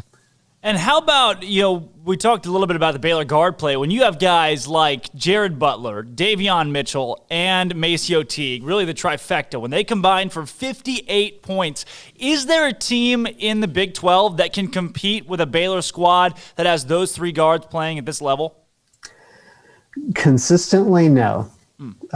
Texas can. Texas has the guys to do that. Andrew Jones had a great game last night, and really Courtney Ramey and Matt Coleman played well, but I don't think that they play consistently at that high level every single game. Tech certainly doesn't. West Virginia certainly doesn't. In a one-game situation, I think each of those teams could play to that level with that guard play. But, you get past those 3 guys, and you still got Mark Vital, who does everything but score and still occasionally has the big game. And then you have Adam Flagler, who, we don't talk about enough, but, really could be a starter for most of these other Big 12 teams right now. So, yeah, game on a consistent basis, I don't think anybody in the conference can compete with their guard play. In fact, I think the only team in the country that can compete with their guard play, honestly, is Gonzaga. We talked a little bit about the breakdown on the free throw line for Baylor last night, going 100%, but just 4 for 4. I think our producer was telling us there's a 19-minute stretch straight where not a single foul was called against Texas last night, which is that we're still, our analysts are looking in to see if it's a Big 12 record, but it didn't matter. It didn't matter last night, and I'm not one to blame officiating or put that on a game, but I thought that was a neat statistic. One statistic that I thought was even more neat: Texas goes 3 for 14 at the free throw line. I mean, just a dismal performance. Do you chalk that up to COVID, or is that something that the Longhorns have been doing all year? They've had their issues at the free throw line this year. They had gotten a little bit more consistent, I think, before they got hit with their COVID pause a couple of weeks ago, and I'm sure some of that is probably that. But the guys that went to the line for them last night, specifically Jericho Sims, isn't always the most consistent free throw shooter. So sometimes it's not so much about the whole team. Sometimes it's about who you send to the free throw line. Courtney Ramey and Matt Coleman didn't shoot a free throw last night. They're two of their better free throw shooters. So it's about getting the right guys to the free throw line at the right time. And I think for Texas, their biggest problem last night was they didn't have the right guys at the free throw line. You're seeing a Texas team, too, that has only lost 4 games over the slate this season, but all 4 have come in the Irwin Center. Now, is that something that COVID plays a role in, since there's really a tough, more road teams are winning now? Or is that just the brand of Texas? I mean, they're undefeated on the road right now.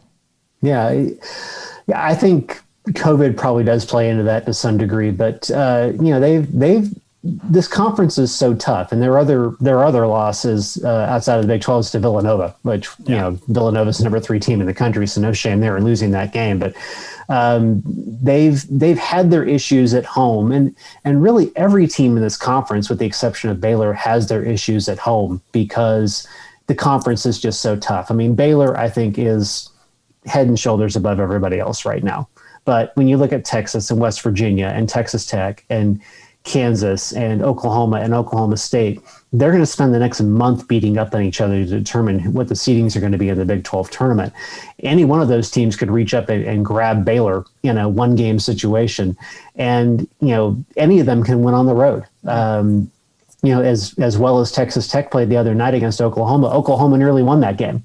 So there's no home court advantage this year because of COVID, but really in this conference, I don't think there's that much of a home court advantage to begin with. Let me ask you, too, reverting back to this Baylor team and what they're doing right now, undefeated obviously on the season, undefeated in Big 12 play. Does it feel like this team needs to lose a game before the NCAA tournament to get maybe a target off of their back? Or is it better for this squad to go undefeated in the regular season slate on their way to trying to vie for a national title? Wow, good question. My personal belief is that they will lose a game at some point, either in conference or in the tournament. Even as good as they are, somebody will figure out a way to do it. I think that team personally will be Texas Tech, even though they'll have to do it on the road. But I don't necessarily think they have to lose a game to be ready for the tournament. I think if you watch this team game to game, they're so well coached, and everybody understands their role. Scott Drew understands the right situations to put them all in. If I was seeing some weird things on the floor that didn't make a lot of sense, I'd be worried about it. But there was this one play last night, and it was a little thing. Davion Mitchell was on ball, and he was taking a screen from a Texas player at the junction area. He switched off, and Mitchell ended up on Jericho Sims on the switch. That's a mismatch for Jericho Sims, and Texas reversed the ball, got Sims the ball. Sims squares up, takes the dribble, and before Sims can even drive into the basket, Mitchell's in front of him, and Chachua comes over and double teams him. So Sims has to dump the ball off into the paint to a guard, and Matthew Mayer steals the ball. They play such good team defense, and they seem to innately know where everybody is, that they're just so well drilled and so well schooled by Scott Drew that if they don't lose a game in the regular season and in the Big 12 tournament, I'm not that worried about it, honestly. Wow. I was going to revert back to the rest of the conference here, but I've got to ask you before we go there. Do you think Scott Drew is the National Coach of the Year as things sit right now?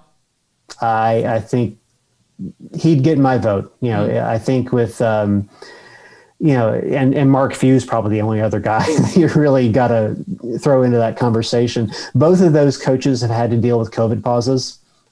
Baylor has a couple of times. Gonzaga had a stretch where I think they had 5 games in December canceled. So they've experienced some of the same things that Baylor has experienced, and they've both risen to the challenge. The only other coach really, to me, that really merits any consideration would be the coach at Drake. They're undefeated as well, and they've had a great year too. So I think if I'm putting together a coach of the year list, those are the 3 guys I'm starting with. Gonzaga, Baylor, and Drake, all undefeated, and they are cover machines this season. All 3 of those teams are as hot as can be. So moving on to the rest of the conference, we'll start with Monday's single game. Oklahoma at Texas Tech. Red hot Oklahoma. They're still shorthanded without all of their starters.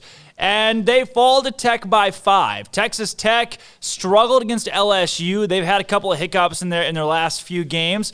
Are those 2 teams pretty even? What exactly did you see Monday night? With Oklahoma, they've become so good at exploiting matchups throughout their team without Alondas Williams and Austin Reeves that allows them to continue to be competitive with teams like Alabama and Kansas and the other ranked teams they've got to play. I think even with Reeves and Williams coming back, they're probably going to take a bit of a step back because after they play, I think, Iowa State on Saturday, their next 3 games are against ranked teams. So I think I tweeted out the other day, it's the Big 12. Nobody gets out alive. Yeah. Everybody takes a hit. And, it's the same with Texas Tech. But I think Texas Tech is in a place where in the next few weeks you could see them ascend because, A, they have finally figured out their rotation. They're 9 deep now. Their starters are locked in. Their bench guys know their role. I think Terrence Shannon is going to be one of those guys who's going to become potentially the 6th man of the year in the Big 12. And they play defense so well, and they've gotten Mac McClung bought into playing defense so well, along with the offense that he plays, that they're a team that I think could, start sneaking up and beating some of these teams in the Big 12 that they're, locked in with night to night and be a team going into March that could be really difficult to deal with. I really didn't want to even backtrack this far, but Matthew, I'd love to pick your brain and get your thoughts just because the analysis you're bringing to the table right now is so in-depth. I really want to know how you feel coming off the SEC Big 12 Challenge. Coming into the weekend, I felt like the Big 12 could have 7 teams in the Sweet 16 pretty easily, that it wouldn't be that challenging to see that. I think they could have 7 teams that are seeded 6 or better. So my question for you would be, does the SEC Big 12 Challenge change your perspective at all, kind of where you saw the conference before that?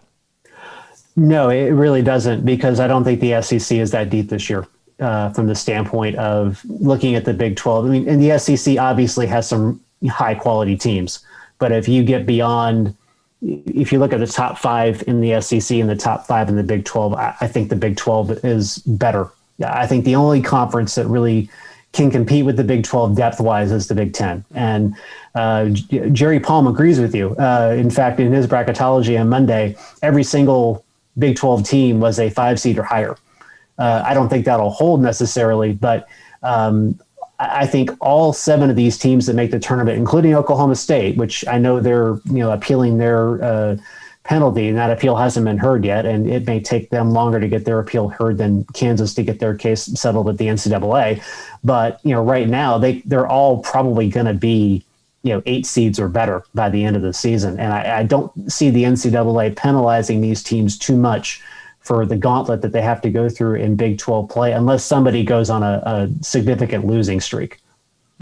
With last night's games too, and really, I think we'll start with West Virginia, Iowa State. West Virginia, number 17 in the country, 5-3 in the Big 12. Iowa State now still, 0 wins in conference play, but Iowa State gets blown out by 39 against Mississippi State, and then last night had a chance at the end of the game to tie, send the game into overtime against a top 20 West Virginia team. Does that speak more to Iowa State playing well or West Virginia playing poorly right now?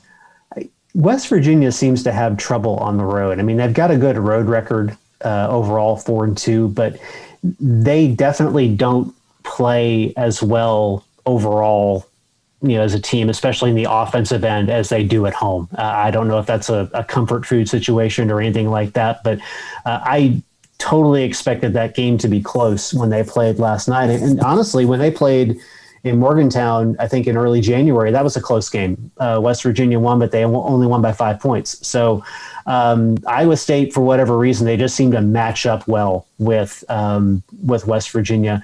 Iowa State got a couple guys back, including Solomon Young. He came in off the bench. They got some nice play out of Chris Harris off the bench too. But I think West Virginia is still trying to find itself a little bit after its COVID pause, having to transition away from Oscar Tshiebwe, transferring away from the program. I still think they have the raw materials to have a really good team. I'd love to see them press a little bit more because they're playing more guards. I'd love to see them get the ball inside to Derek Culver a little bit more. Bob Huggins after the game, talked about the fact that he didn't have Culver on the floor late because it's a defensive issue. Culver is one of the best offensive big men in the conference, but it's interesting that late when you need somebody like him, 6'9", 6'10" to play defense, he turns to Gabe Asamoah because he can move his feet better. So Bob knows how to pull the strings, but I don't think they're in that same group with Oklahoma and Kansas and Texas Tech and Oklahoma State, where it's going to be every night, it's going to be a dogfight, and you're not really sure who's going to win till the very end. Let me ask you, Matthew, with this Kansas team, absolutely reeling. They lose 3 straight, 4 out of 5, and really the only win in that stretch was against TCU at home, and that was an ugly win in itself. Low-scoring 8-point victory over Jamie Dixon and the Horned Frogs. And then they play Kansas State. They were 18-point favorites. They win it by 23. They looked consistent. Not only did they play decent in the first half, but they seemed to continue to grow throughout the game, which is something that I haven't seen Kansas do in the last few weeks. Does it feel like that game's going to jolt Kansas back to their typical standard, or does this Kansas team still have a lot to work out going to West Virginia this weekend? Yeah, I think they still have some things to work out. I mean, they're a good team. Let me put it like this. They're a great team for most programs. They're a good team for Kansas. When you consider the fact that they've only recruited 1 5-star player the last 3 years, and that 5-star player is on the bench right now with an injury, it kind of speaks to how this NCAA investigation, to me, has really, hampered Bill Self's ability to recruit. We actually have a story up on the site at heartlandcollegesports.com, kind of breaking all that down. The recruiting beforehand, he was grabbing a 5-star guy every year, 2 or 3 top 100 guys every year. And since the investigation started, he's still getting top 100 guys, but he's not really getting 5-star guys consistently. And when you send 2 or 3 guys to the NBA every year, that becomes a problem. And I think you're seeing it on the floor. They've got good pieces. They've got good players. They've got, Oscar or Ochai Agbaji, who I think, potentially might decide to go to the NBA after this year. But there are times when they're not playing well as a team together. I don't think they play great team defense, and they're not a good 3-point shooting team. And in this conference, if you're not shooting the 3 well, that can really kill you. So, going into West Virginia on Saturday, I think the Mountaineers actually have the edge personally. But I think it's a big test game for them because Morgantown's going to have fans. Not every school's had fans this year. Morgantown's going to have fans in the building. They don't like it when Kansas comes to town. It's going to be a really fun game that I think will really test and see where Kansas is going as a program right now. Last question here for you in gameplay, and that's tonight's Oklahoma State TCU game. OSU coming in a 4.5-point favorite in Fort Worth. TCU 2-5 in Big 12 play. OSU 4-4. You saw Oklahoma State play well against Arkansas. What really stood out to me, this OSU team is so good in the first half. They're unbelievably good in the first half, and they typically find that second half drop off, especially that last 10, 12 minutes of the game where they just don't have it. And they close things out. They closed things out against Arkansas on Saturday. Does that lead them into this game against TCU? Are you confident in them winning this game even by double digits? I don't know about double digits. I mean, you got to remember that, even though they lost to Missouri, TCU hung 98 on Missouri on Saturday. If Mike Miles goes out and scores another 28 points, that makes it a really interesting game.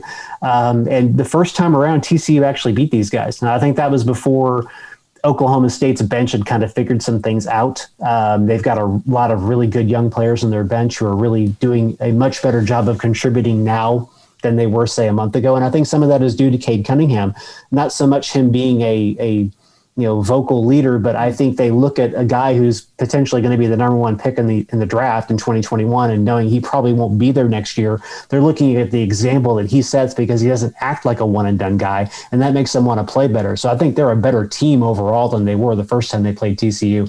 Wouldn't surprise me if they won, but I don't think it's going to be a wide margin of victory because I think TCU, after that sloppy game against Kansas, they played really well against Missouri from a scoring standpoint. And, Mike Miles is one of those freshmen we don't talk about a whole lot right now, but he's going to be one of the players that's going to be the future of this conference for the next couple of years. Matthew Poston's joining us today. Matthew, look, your analysis was too good not to ask you these questions. This is where things get dicey right here. This is where the rubber meets the road. Again, Matthew Poston's from Heartland College Sports. I got 5 just lightning round questions, and you can use the same answer twice. I will allow you that freedom here. Good. Question number 1, and these are all pertaining to Big 12 coaches. You can float a lazy river with a Big 12 coach. Who are you floating the lazy river with? Chris Beard. Chris Beard. Is there a reason? I'll give you the and why. He just seems like the kind of guy you'd tip a beer back with, honestly. It's funny. I covered Big 12 Media Days a couple of years ago, and it's different than football because you don't see the football coaches after you do the interviews. After lunch or during lunch, all the head coaches are sitting together having lunch. So it's a different relationship between the basketball coaches and the football coaches. But Chris Beard just seems like the kind of guy you'd tip a beer back with on a lazy river. I like it. That makes sense. He was at UALR when I was covering sports in the 501 area in Central Arkansas, and so I got to watch a couple of those games down there. They upset Purdue in the NCAA tournament. They were on the cusp of a Sweet 16 run, which had never been seen at UALR, and so a big Chris Beard guy. I like that pick. This one, you could eat a 40-ounce steak. If you finish off this 40-ouncer, it's free. And you got to do it with a Big 12 coach. Who's your guy? Oh, wow. Hugs seems like the guy who would kind of have that appetite. How could you not say Hugs? But I wouldn't want to kill him. I mean, 40-ouncer at this point in his life, I'd be worried he wouldn't make it out. But yeah, I think Hugs would be the guy that would figure out how to get it done. How much of that steak are you taking out, Matthew? Oh, I'm right around, I got a light appetite. I'm right around 12 ounces at the most. Wow, Bob Huggins is cleaning up 28 ounces of steak. Yeah.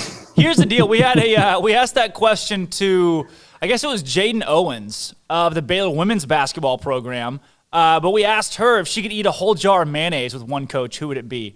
And really the breakdown with that was that Kim Mulkey would just push you to the point where, like, hey, I don't care if you've only eaten X amount of mayonnaise. You got to keep going. I'm sure Huggins would get 15 ounces out of you. There's a way where Bob Huggins he could probably push me to 16. Yeah. Oh yeah. With his his quiet, calm stool that he's chowing down on. All right, 3 more here. 3 more. One Big 12 coach to officiate your wedding. Ooh. I'm going to take Shaka. He seems like the type of guy that, would bring a lot to the table spiritually in that regard. He's going to slip a joke or two in the vows, too. He just seems like the kind of guy you'd be like, that was good. He would hit, I feel like. He would not mess up the vows. And then who's going to babysit your kids out of the Big 12 coaches? Oh, gosh. Who is the most responsible? Well, Scott Drew. Scott Drew. Yeah. I mean, it's Scott Drew. It's got to be. What goes into that one? It just seems like the type of guy who's not going to let your kid run around in the middle of the street while you're out having dinner with your wife. And you come back to find that your child is now a 4-star basketball athlete. Yeah, that helps too. And then your last one here, one head coach that is giving you a morning wake-up call. Who's giving you a call on the old cell to wake you up? Oh, wow. I probably Lon at Oklahoma. He's got that kind of really, really gentle voice. I mean, you listen to him during games, even when he's yelling. Yeah. It's not like he's screeching. I mean, he's got the same kind of tone, even when he's talking to you or when he's yelling at you. I could live with that in the morning. Lon Kruger is waking Matthew Postins up. And then, Matthew, we do Bear games on this show every day. Just when you think it can't get weirder. We ask questions to every guest and caller, and they're consistent across the board. Today's Bear Games questions of the day, there's 2 of them. Number 1 being, who is I'll say this.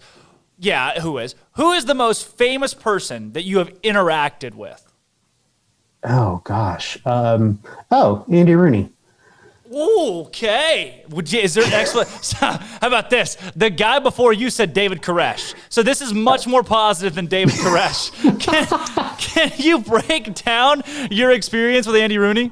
I was at Super Bowl 39 in Jacksonville. It was the first Super Bowl I covered. I covered the Buccaneers for a few years before I moved back to Texas. And I was covering the Hall of Fame announcement that Saturday, and this was before they made it such a big production and everything, but it was a big press conference, and I was still working on like 2 or 3 stories for the next day, and I was typing along on my laptop, and suddenly this guy, pats me on the shoulder, and I look up, and it's Andy Rooney.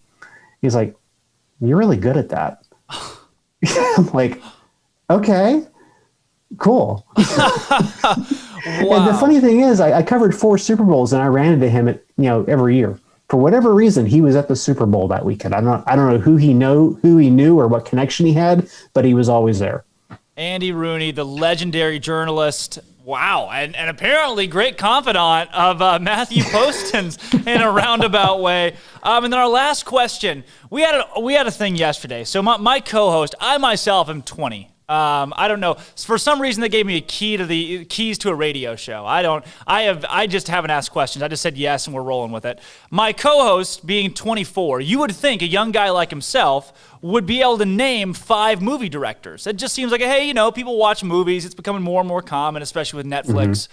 But he couldn't. I guess he probably could have if we made him, but he really couldn't. Could you, if someone said, hey, I need you to name 5 directors right now, or the world ends? The fate of the world is now in your hands, Matthew Postins. Can you name 5 movie directors? Oh, wow. Well, I mean, think of actors. Most actors direct too, so it's not as hard to. Tom Hanks directed a movie. He directed a movie called That Thing You Do back in the '90s. Really good movie. If you haven't seen it, it's a great movie to watch. Martin Scorsese, obviously. Terrence Malick. There's 3. Regina King just directed a movie and got a Golden Globe nomination, so there's 4. Wow. And then Steven Spielberg, obviously. Oh my goodness. That's insane. In record time, too. Matthew Postins nails it. I am sure the guys over at Heartland College Sports love you, but if the Kansas City Star Arts and Life section calls, you can't not pick up the phone and move right away to be in the Arts and Life. Well, I'll tell you what, the one thing I'm going to miss this year is not going to the Big 12 tournament. I just don't see how they're going to let a whole lot of media in this year. But if you haven't had the chance to cover the Big 12 tournament, once we get all this COVID stuff behind us, it's 4 days in Kansas City is a great way to while away some time watching some college basketball, going over to Kansas City Live, and just having a good old time. It's one of the best experiences you'll have covering sports. I love it. Matthew Postins from Heartland College Sports. Matthew, thank you for humoring all of my strange questions. No problem, man. Appreciate it. Absolutely. Look forward to having you on again soon, and thanks for joining the show. Once again, that was Matthew Postins from Heartland College Sports. You can follow them on Twitter at Heartland_CS. They cover all things Big 12 football and basketball. That was Matthew Postins again. How about that? Babysitting his kids, Scott Drew. I don't know how you don't say Scott Drew for all of them. That's what made me happy about that, was that Matthew Postins was really good about being like, yeah, Scott Drew, Bob Huggins, Chris Beard. I think Scott Drew's the obvious answer on that. And I really liked his Chris Beard answer. I agree with his assessment of Chris Beard. I like Chris Beard a lot. I mean, like I said, I'm kind of biased there. I covered Chris Beard for a while. Also, I'll say this while we're on the air. Jordan, that's joining us at 105. Yep. He's via Skype. Incredible. Yeah. So I need to send him another link. Yeah, Skype link. I just completely forgot to tell you that. All right, we're going to take a break here real quick. When we come back, though, we got old Scott Drew. How about it? Scott Drew from the UT game last night, him and Jared Butler and Davion Mitchell all talked about the game in the post-game press conference, and I think we should have that. I have that somewhere in the doldrums of the things that I have put together for the show today. So we'll hear from them coming up after that, and then we're joined by Jordan. We're going to figure it out. We're going to figure out in the commercial break how we're going to attack that. How to pronounce this name. How we're going to attack that. We should know. We should know. I'm Drake Toll. That's Armstrong Sims in a striped Nike shirt. And this is Up-Tempo. Super Tuesday was highlighted first and foremost by your Baylor Bears, who secured a dominating win over Texas, 83-69 in Austin, thanks to Davion Mitchell dropping 27 points on 5 from 7 from deep. Mitchell step back, got it. This is the best three-point shooting team in the country, Dick. Jared Butler contributed another 21, and Maceo Teague put up 10 as Scott Drew improved to 11-1 against Shaka Smart's Longhorns. Baylor's next game is Saturday against TCU in Waco. Elsewhere in the nation, Arkansas beat Mississippi State 61-45. Number 8 Iowa dropped Michigan State 84-78. Number 11 Tennessee was upset at Ole Miss 52-50. 17th ranked West Virginia barely snuck by Iowa State 76-72. Number 24 Purdue was upset at Maryland 61-60. Clemson blew out North Carolina 63-50, and Georgia upset Auburn on the road 91-86. On the women's side, number 19 Gonzaga beat BYU 63-56. And the women's golf team won their unprecedented 4th straight tournament championship yesterday by 13 strokes at the Trinity Invitational over the likes of Oklahoma State, Texas, and Kansas State. I'm Armstrong Sims. That's all the news that is news in college sports. This has been Armstrong's Minute on SicEm365 Radio's Up-Tempo. With so many companies and policies out there, it gets so confusing shopping for insurance, and I never know if I'm getting the policy that's right for me. Luckily, I met the team at the Niche Group Insurance Agency. With the Niche Group, you can go to one company and get access to coverage options from many insurance carriers, and you get to speak to a real person about your specific coverage needs. With the Niche Group, I know I'm getting the right coverage at the right price. If you need insurance, talk to the experts at the Niche Group at 1-800-258-8302. Southwest Sports Medicine and Orthopedics, the team physician of Baylor Athletics. Our doctors specialize in the diagnosis and treatment of any and all sports-related injuries. Celebrating over a decade of service in Central Texas, our doctors are equipped to handle a wide range of issues, whether it's your foot or ankle, orthopedic spine care, your hand or wrist, knee and shoulder pain, or if you're in need of our arthritis or total joint clinic. Come see us at the new Baylor Scott and White Ted and Sue Getterman Sports and Orthopedic Center. Trust the doctors at Baylor Trust, Southwest Sports Medicine and Orthopedics. Our goal is to get you back in the game. Hey, this is Bryce Petty, former starting quarterback and two-time Big 12 champion, and I know firsthand the importance of being in top shape both on and off the field. So listen up, men. If you're feeling beat down day in and day out and looking for that high-performance edge that separates the men from the boys, then look no further than the Petty Clinic Low T in Waco. Petty Clinic is a comprehensive men's healthcare clinic with an atmosphere catering to men. Board-certified Dr. Kent Petty has a special interest in offering the highest quality medical care to men of all ages. Some of the services offered include screening and treatment for low testosterone or thyroid, infertility, high blood pressure, diabetes, high cholesterol, sleep apnea, while offering comprehensive wellness exams and complete men's health lab panels. High performance men, remember, it's not just a Petty thing. This is Bryce Petty, encouraging you to reach out and Google search Petty Clinic Low T or go to pettycliniclowt.com and get your complimentary lab screening today.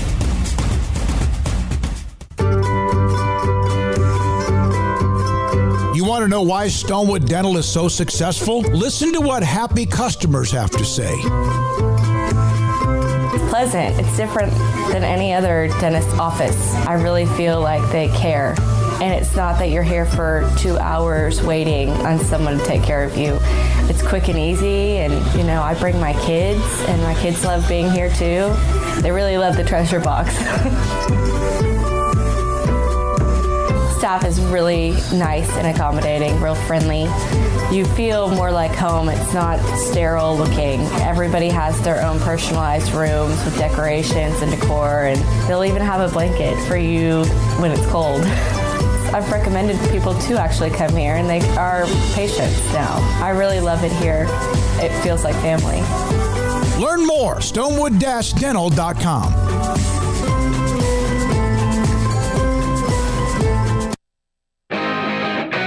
Welcome back to Up Tempo on SicEm365 Radio. Here's Drake Toll. All right, welcome back in Up Tempo, folks. It is Wednesday. I almost said Thursday. We're wishing it away this week. It is Wednesday, breaking down last night's Baylor win against Texas in Austin. How about it? We have sound bites from Scott Drew.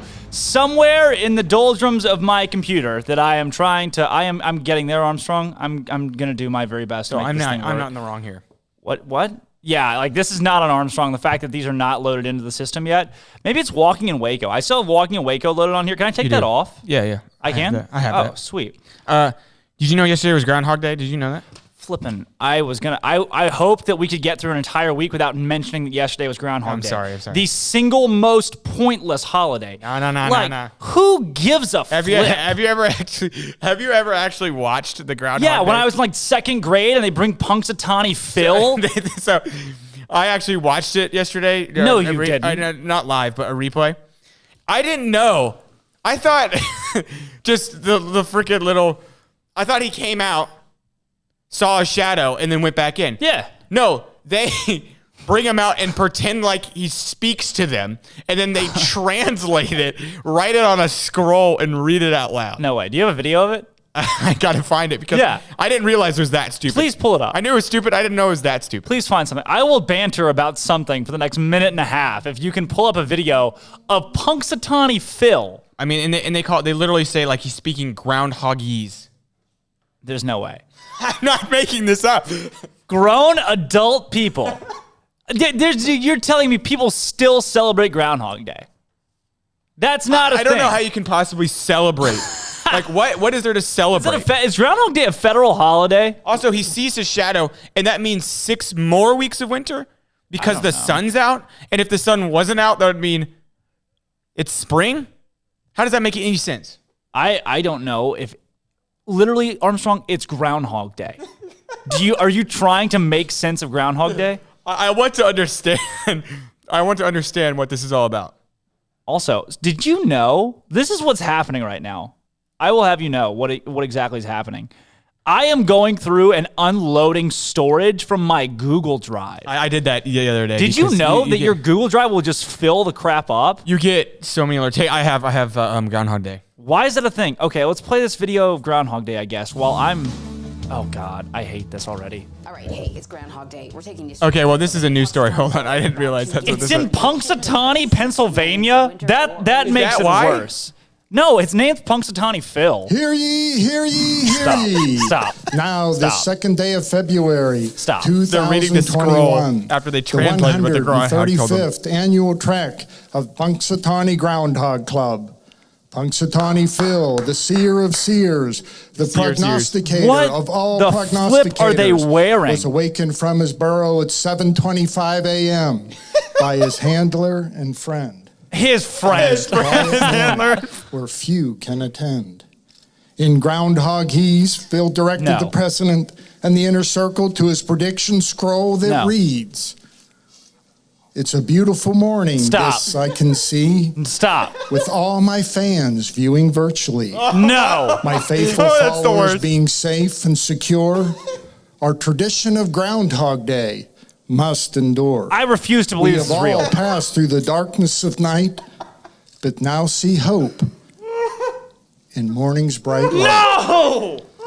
But now, when I turn to see... Someone else is holding the microphone. There's a perfect shadow cast of me. 6 more weeks of winter there will be. Is that fake crowd noise? They're literally pumping fake crowd noise. That's fake. Into the Punxsutawney, Pennsylvania, Punxsutawney Phil ceremony. That's absolutely fake. What are those people cheering about? That literally the newswoman craps all over. Like, why on God's earth are people excited about this? How could he have seen a shadow? It's overcast and snowy. Even she is like, this is stupid. This can't be real. It's actually a pretty rare This is prediction. courtesy of CBS. This is courtesy of CBS. Since the late 1800s. What what did you just put me through? She literally goes, how could you have seen that it was overcast? That's not real, man. Freaking Punxsutawney Phil. Groundhog Day is a real thing. Oh man, that hurts my heart.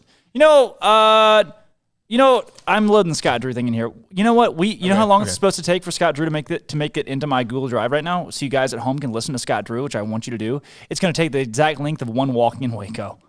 So there's only one thing we can do to fill this time. Armstrong. I'm trying to find it. Oh, here we go. I love it. Okay, leave my microphone on if you will, please. Okay, I will.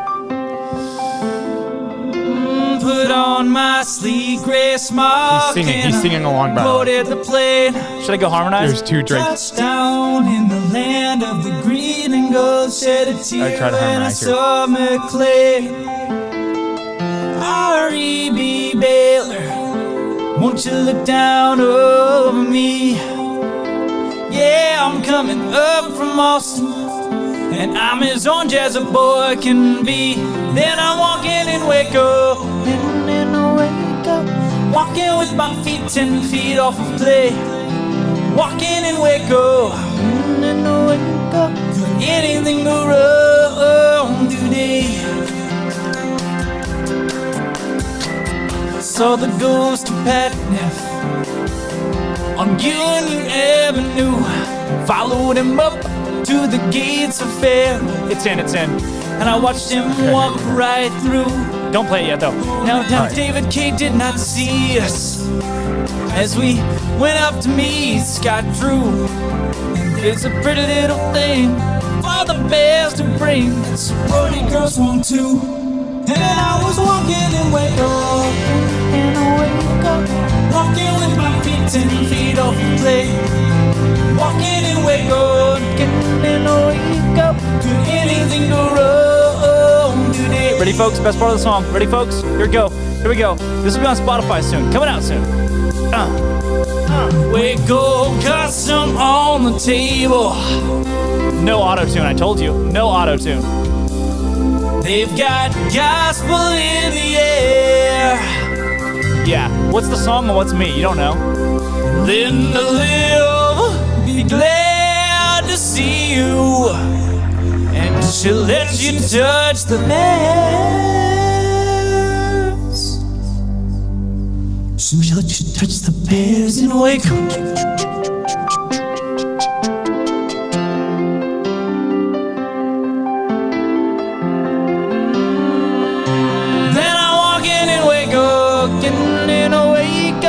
Walking with my feet 10 feet off of clay. Walking in Waco. Could anything go wrong today? All right, folks, I'm Drake Toll. It's Armstrong Sims right here. Scott Drew after last night's ball game against Texas alongside Davion Mitchell and Jared Butler. Here are the stars of last night's game between Baylor and Texas. Davion, Texas cut the lead to 4 on the Greg Brown dunk, and then there was a technical. Was that a big momentum swing in the game, do you think? Oh, definitely. Yeah, it was a big momentum swing. We knew they was going to go on a run, and we responded great by hitting those free throws, and after that, free throws went on a little run. You guys are really connecting on the threes. More recent games have been defensive battles against them. What was happening for you guys tonight? We just taking really good looks. We wasn't shooting the first one coming down. We were trying to find each other. We were trying to share the ball and try to whoever get the open shot took it. Davion, you hit Maceo late for a layup when it looked like you might have had the opportunity at the hoop as well. Kind of why did you develop that, hey, Maceo might be the right play on that opportunity? Because I seen Matt Coleman turn his feet, so I knew he either had to foul him or Maceo, he was going to let Maceo get a layup. So as Maceo was running full speed, I just hit him for the layup the easy way. And you hit a lot of step-back threes today. With that kind of shot, is that one where you know early it's going in, or is that just kind of repetition over the course of the year? Definitely repetition. I work out with Rim Backamus and Matt Gray. We work on those things a lot, and yeah. Yeah, Davion, you guys jumped out to a nice 8-0 lead to start. How big was it to on the road against the top 5 or top 10 team to get off to that good start? Oh, it was definitely big. It kind of made them play catch up, what they did. That's a really good team. Glad we got off to a good start. That's just a really good team, man. Yeah, I mean, it's February, and you guys still haven't lost. You really haven't had a game within 8 points at this time. What's that feeling like? Is there any pressure on you guys, or it doesn't look that way? I wouldn't say there's no pressure. We just keep playing with each other, keep playing together, and good things are happening. But job's not finished, so we're just going to keep playing hard.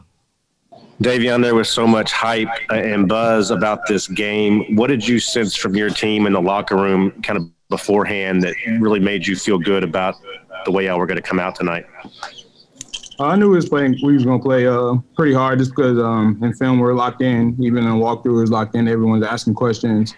So I knew we was going to get off to a great start.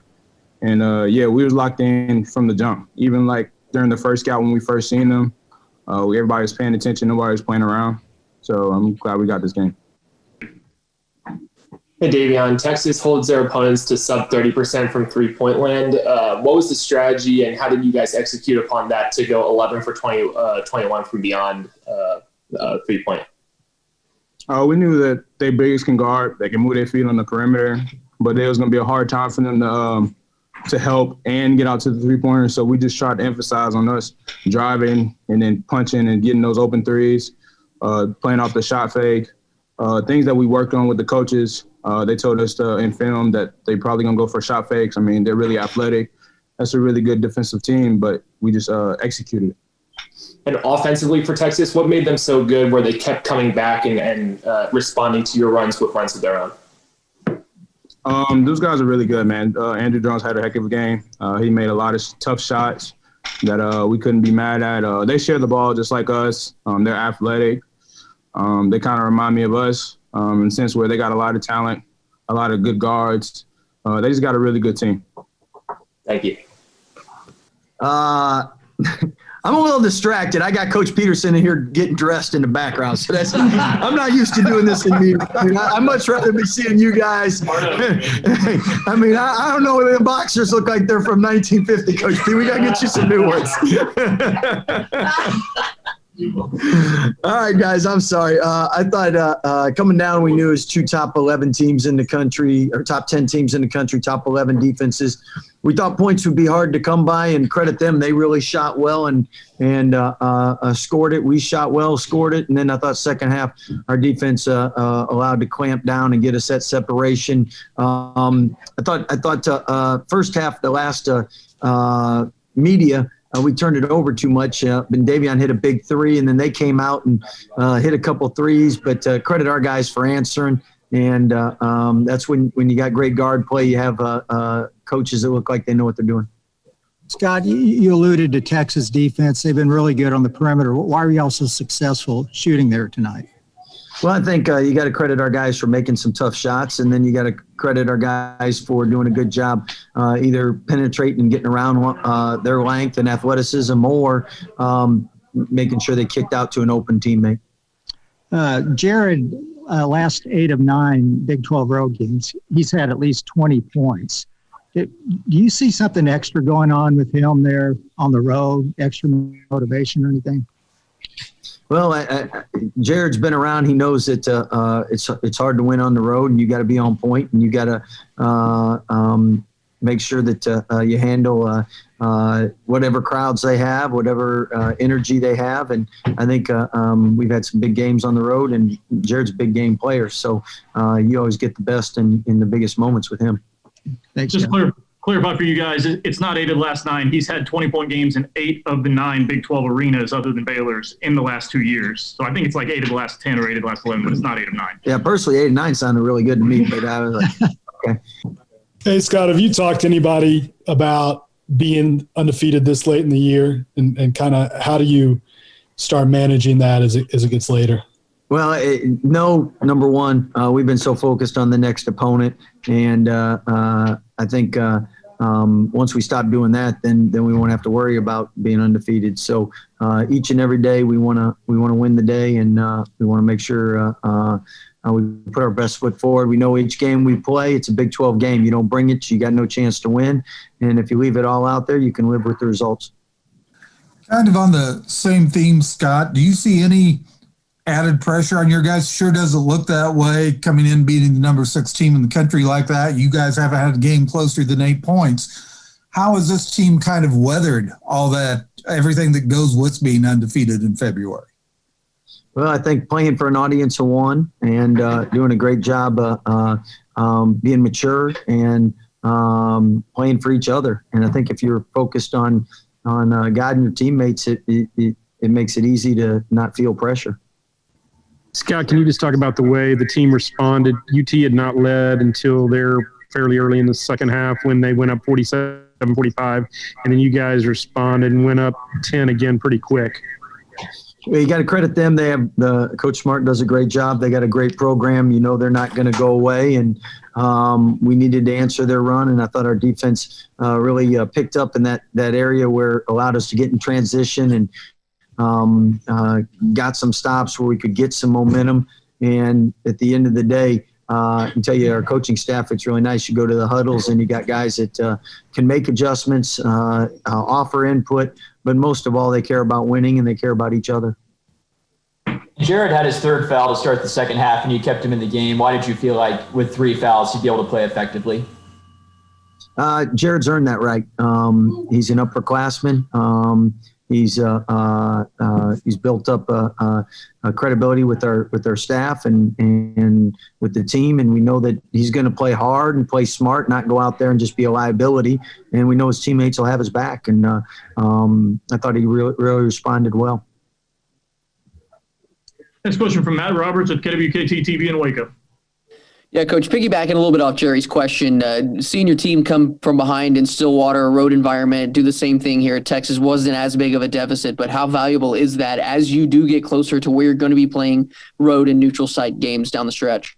Well, we that's the great thing about the Big 12 is you're going to not only face very talented teams and great coaching staffs, but you're going to be put in a lot of different positions, which hopefully come March, it's put you in a situation where you've been through about everything, zones, presses, traps, whatever. And I know in basketball, it's such a fast-paced game, and leads swing so quick with the three-point shot, with turnovers. You got to have the maturity to make sure you can stop runs, answer runs, and then not lose your identity or what your team's about. Thanks, Coach.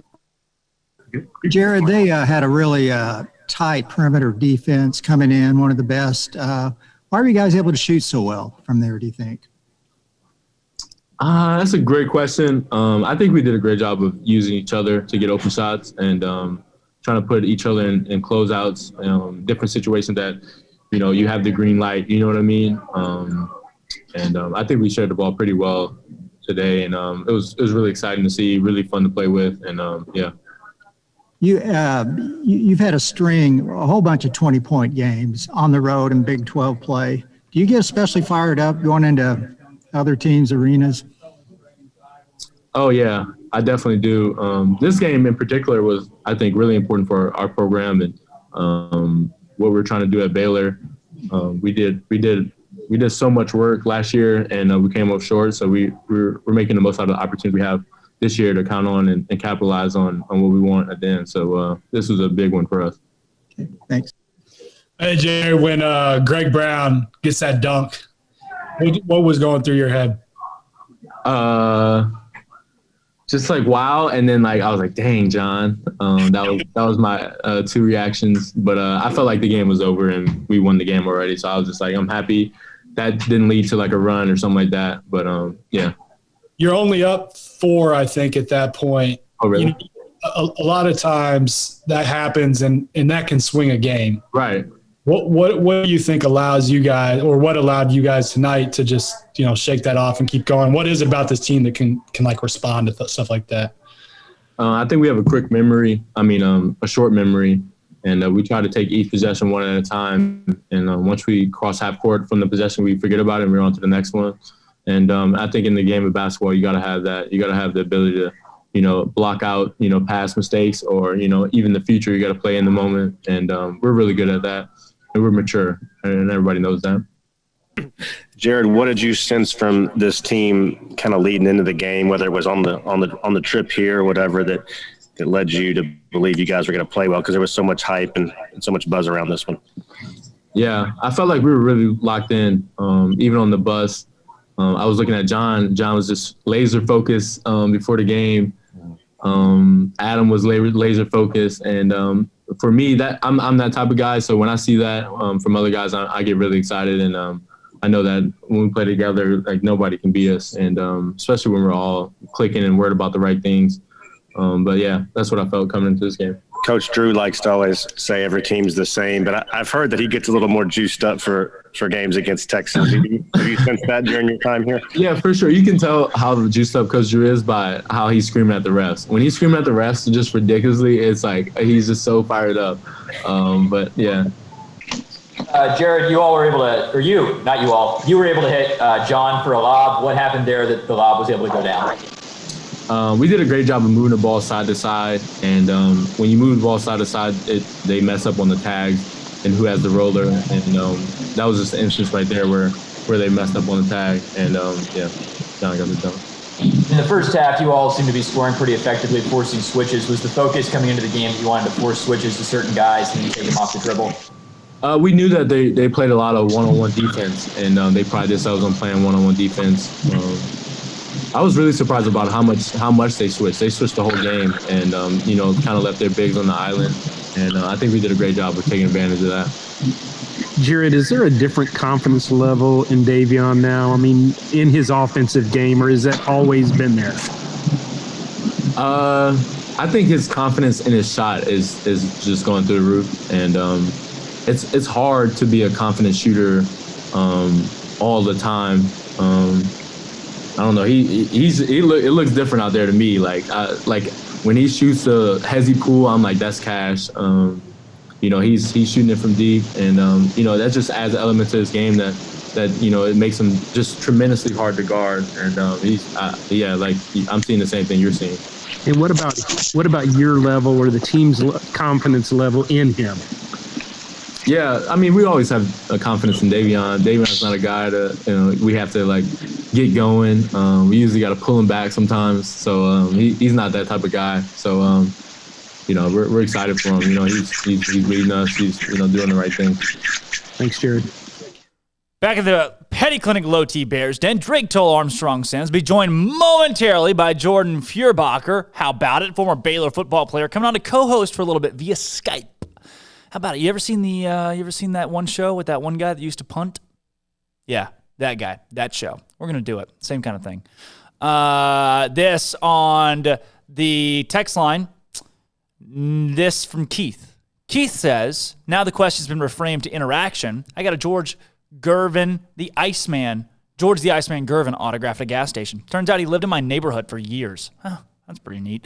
All right, we're going to hit a break real quick. We're going to come right back with, how about it? Jordan Feuerbacher. This is Uptempo. At Baylor University, students can shine in their own way. Or should we say their own ways? Because there's no limit to the ways Baylor students make the world a brighter place. Whether they're leading a student organization or following a higher calling, getting advice from faculty, or taking part in world-class research, pursuing their dreams, or working toward their dream job, students find their place to shine at Baylor, where lights shine bright. Riverbend Liquor and Wine has their easy-to-access drive-thru open and convenient and clean in-store location on the corner of Lakeshore Drive and North 19th Street in Waco. Riverbend Liquor has the best and most extensive variety of craft beer selections in Waco, and Balcones whiskey, including single malt, pot still, baby blue, rye, brimstone, and the all-new lineage in stock. Riverbend Liquor and Wine, family-owned and operated, and a hidden gem in Waco on Lakeshore Drive at 19th Street. And find out more on Facebook and Instagram.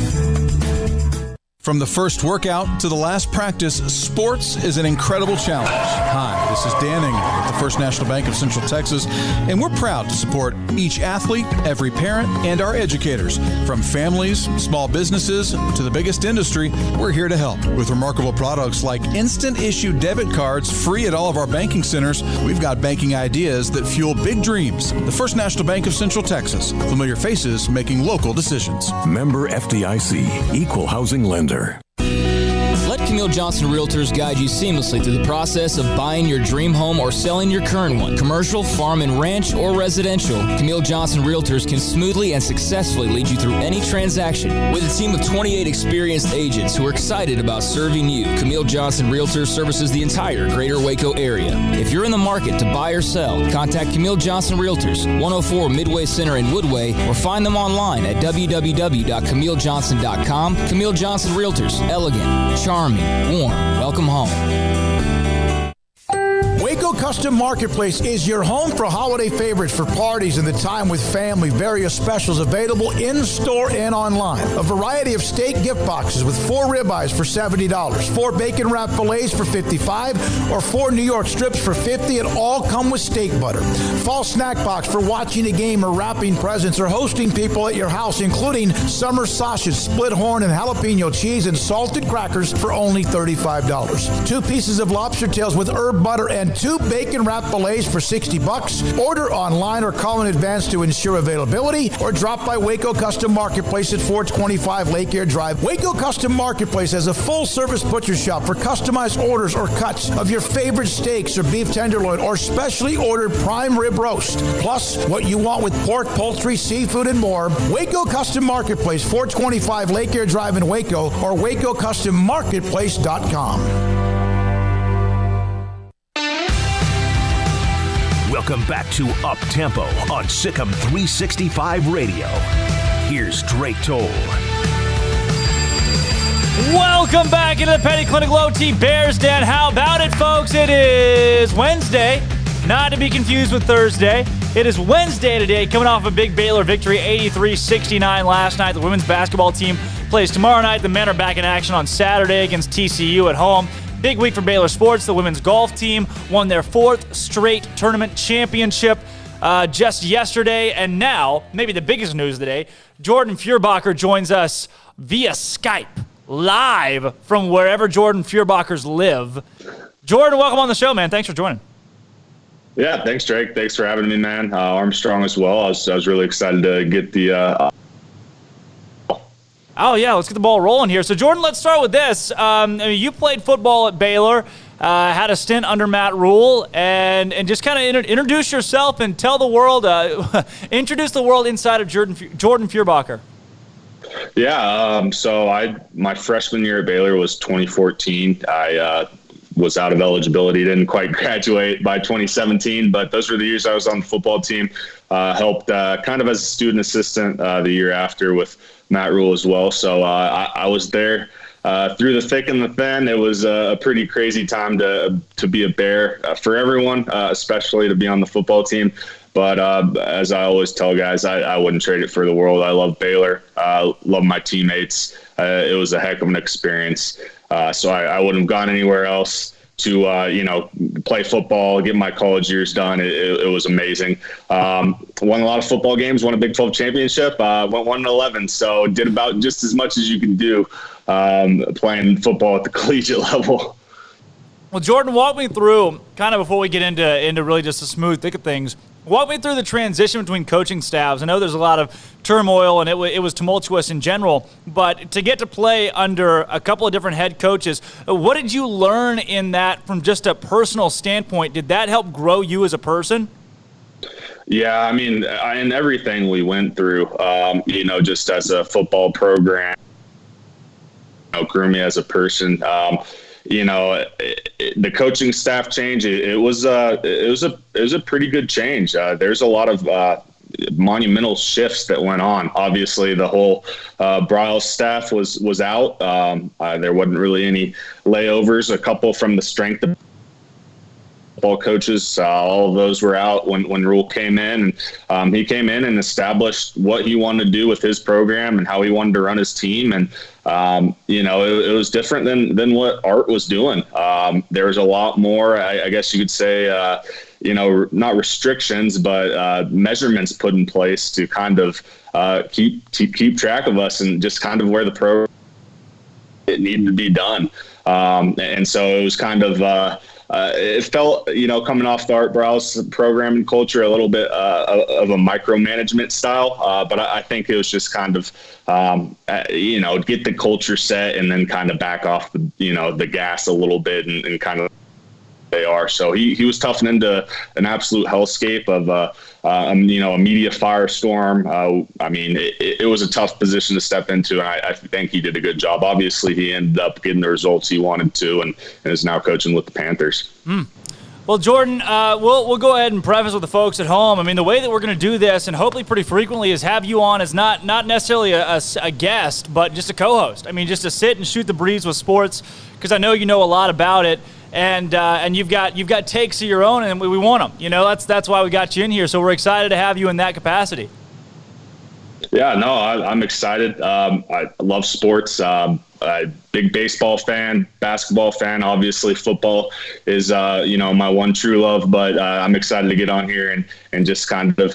Talk about Baylor, talk about college basketball as a whole, and kind of anything that's going on sports-wise in the country. Oh, baby. And that means that we'll do the SicEm Pick'em today with Jordan, who's on the show guest hosting as well. The call line is open at 254-339-1122. You can call us or send us a text if you have questions for either of us as we round out this 1 o'clock hour on Up-Tempo. So, Jordan, Baylor last night. This is really the question that I want to break down with you today for the most part. And that is, Baylor, do they need to go undefeated in basketball? Or can this team afford to lose one game? Would it behoove them to lose one game down the stretch? Oh, man. Obviously, as a Baylor fan, I want to see them go undefeated, not just through regular season, not just through the Big 12 tournament, but all the way through March and early April. So as a fan, that's what I want to see. I don't think one loss is going to throw this team off. I don't think it's going to, kind of,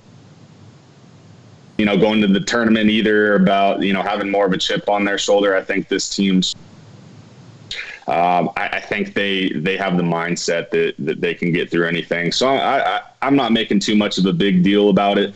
I was just impressed last night. You play a Texas team that's all like obviously very talented, pretty mature and old, a lot of upperclassmen as well.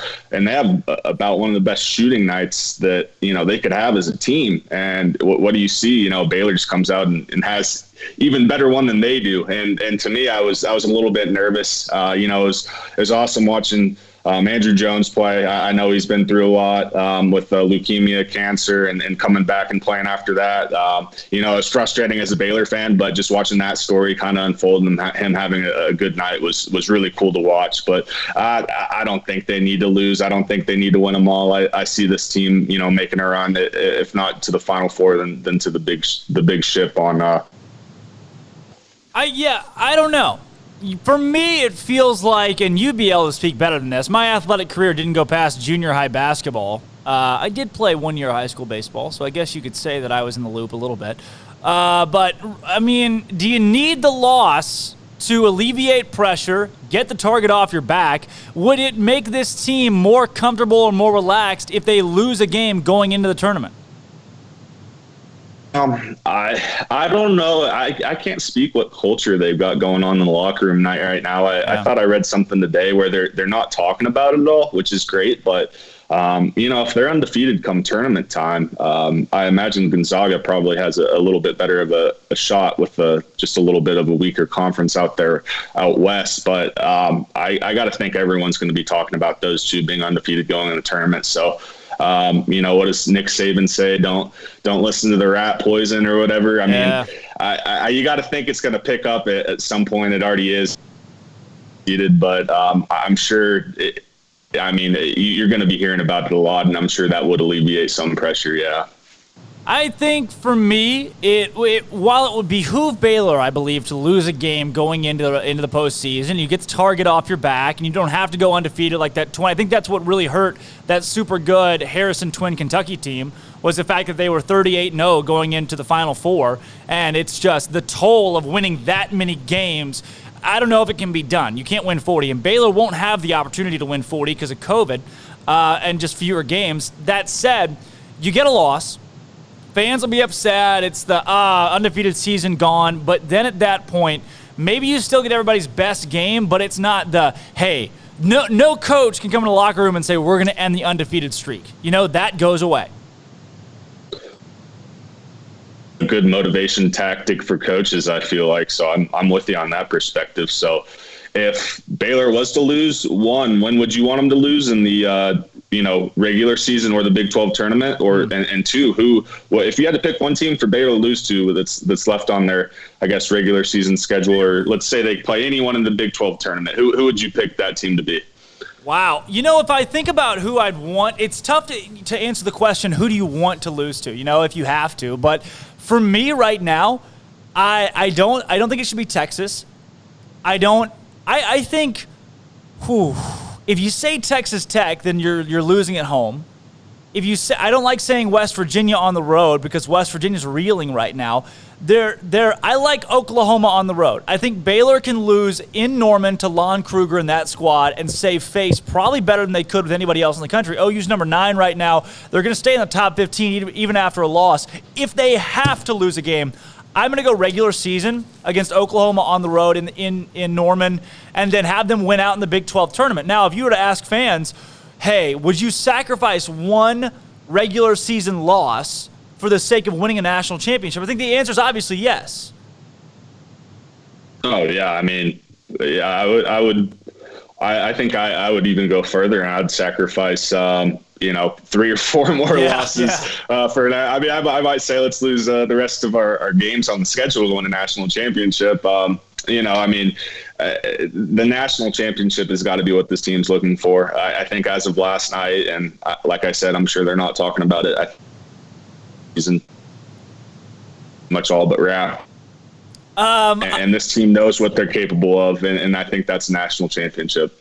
I think so too. The ceiling is the roof, as Michael Jordan would say with this squad. I think they've got the outlook of a national title. We have the Riverbend Liquor and Wine text line, Jack Wheeler.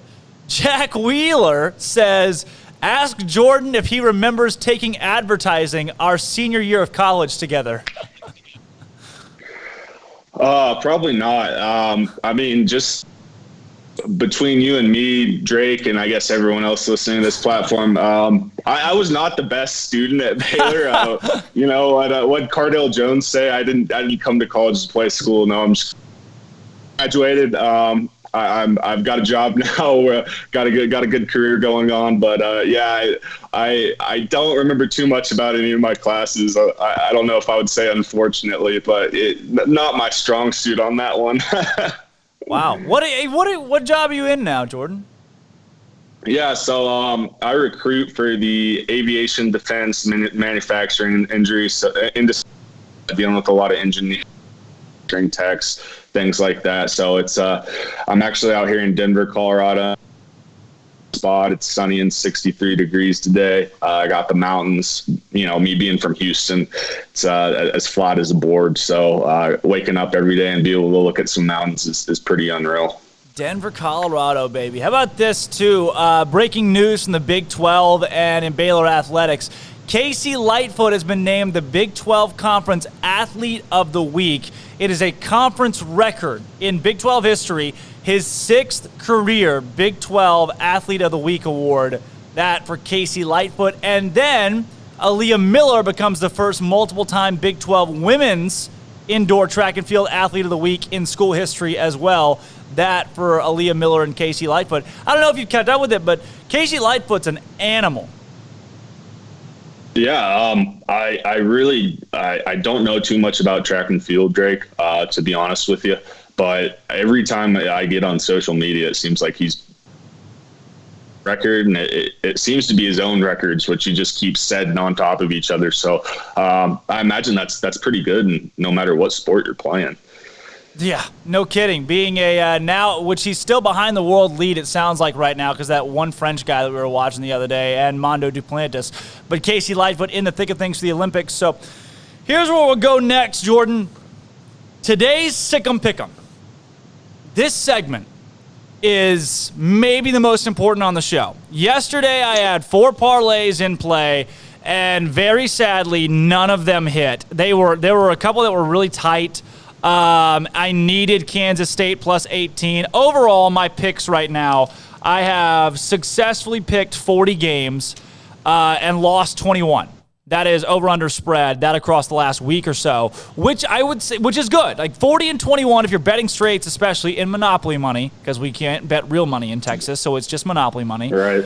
But in that case, 40 and 21 is great. But when your parlays aren't hitting, it's not great because one of them can shoot you. But we're going to go through it today. Yesterday's picks, I had in my 4, I had Notre Dame money line, and it hit. I had SIU Edwardsville minus 2.5, and it did not. I had Arkansas money line, that also hit.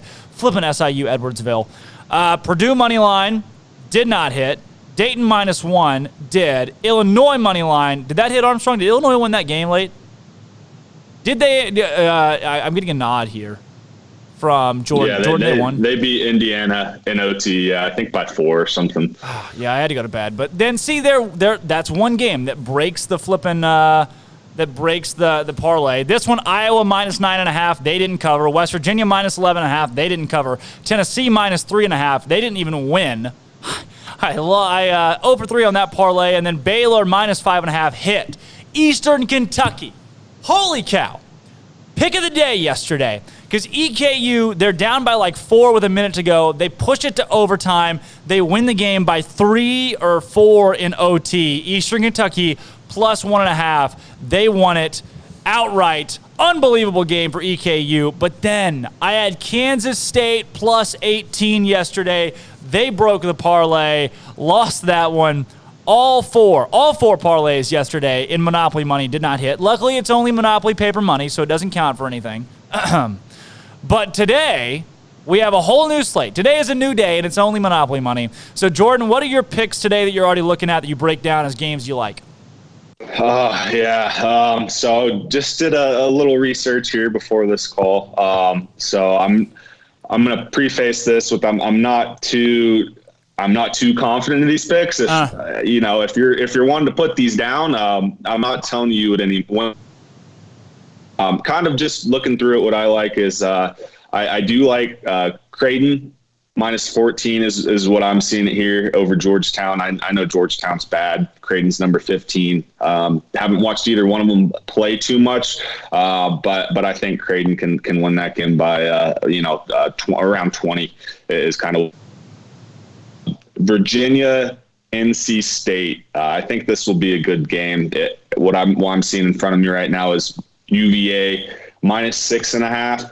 I think it's going to be a close one. I think I'm taking plus 6.5 NC State on this one. I know Virginia's a dang good ball club, but I'm counting them to slip up here today, Drake. So we're going to go with that. Wow. And then the one I guess feel most confident about today is Mizzou. I've got them minus 4.5 against Kentucky. I know Kentucky's just bad this year, and I think it's an interesting year for basketball with all these typical blue blood programs down. And I've got to be honest, I'm not for cheering for any of them to make a run here at the end. I hope they stay down. I like it. I like the fact Kentucky and Duke are both reeling right now. As a college basketball fan in general, I'm cool with it. It's like, all right, I get that there are fans that want to see these blue bloods, UNC, Duke, and Kentucky, those schools, Kansas even, play well, and they're just not right now. So what we'll do, Jordan, is we're going to break it down matchup by matchup and what I have in some of the bigger games today. Houston, number 5, Houston at East Carolina tonight. East Carolina 1-6 in American Conference play. Houston is 10-1. When I look at trends right now, Houston in their last ball game beat SMU 70-48. That was just 3 days ago. They won at Tulane by 23, at Temple by 17. Tulsa 86-59, and then UCF 75-58. The last time Houston did not beat a team by 17 points was 3 weeks ago.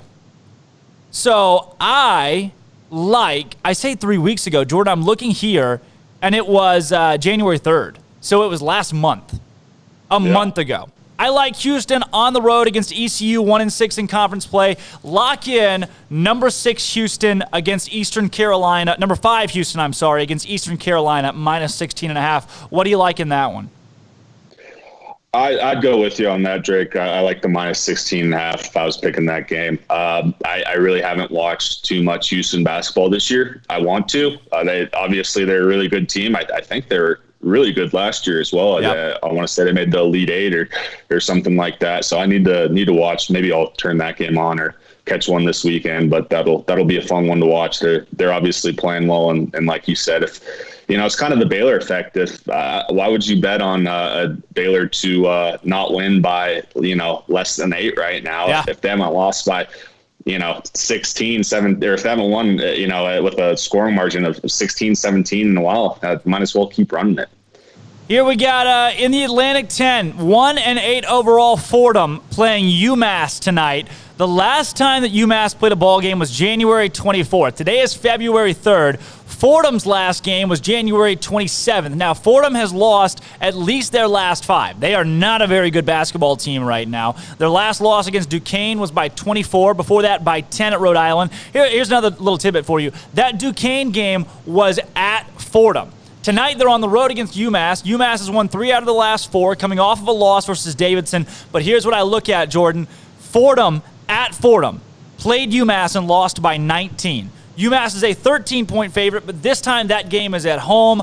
I like UMass against Fordham tonight, minus 13. However, it's not a lock. I likely won't dip into that game, but what I will dip into, Florida, minus 8.5 at home against South Carolina. South Carolina just lost a game on the road to Vanderbilt by 12.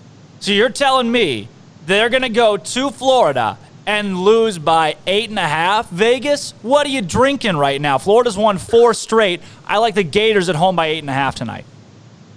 Yeah, I will say Vegas is usually pretty close to being on. That's but true. Yeah, I watched Florida play West Virginia this weekend.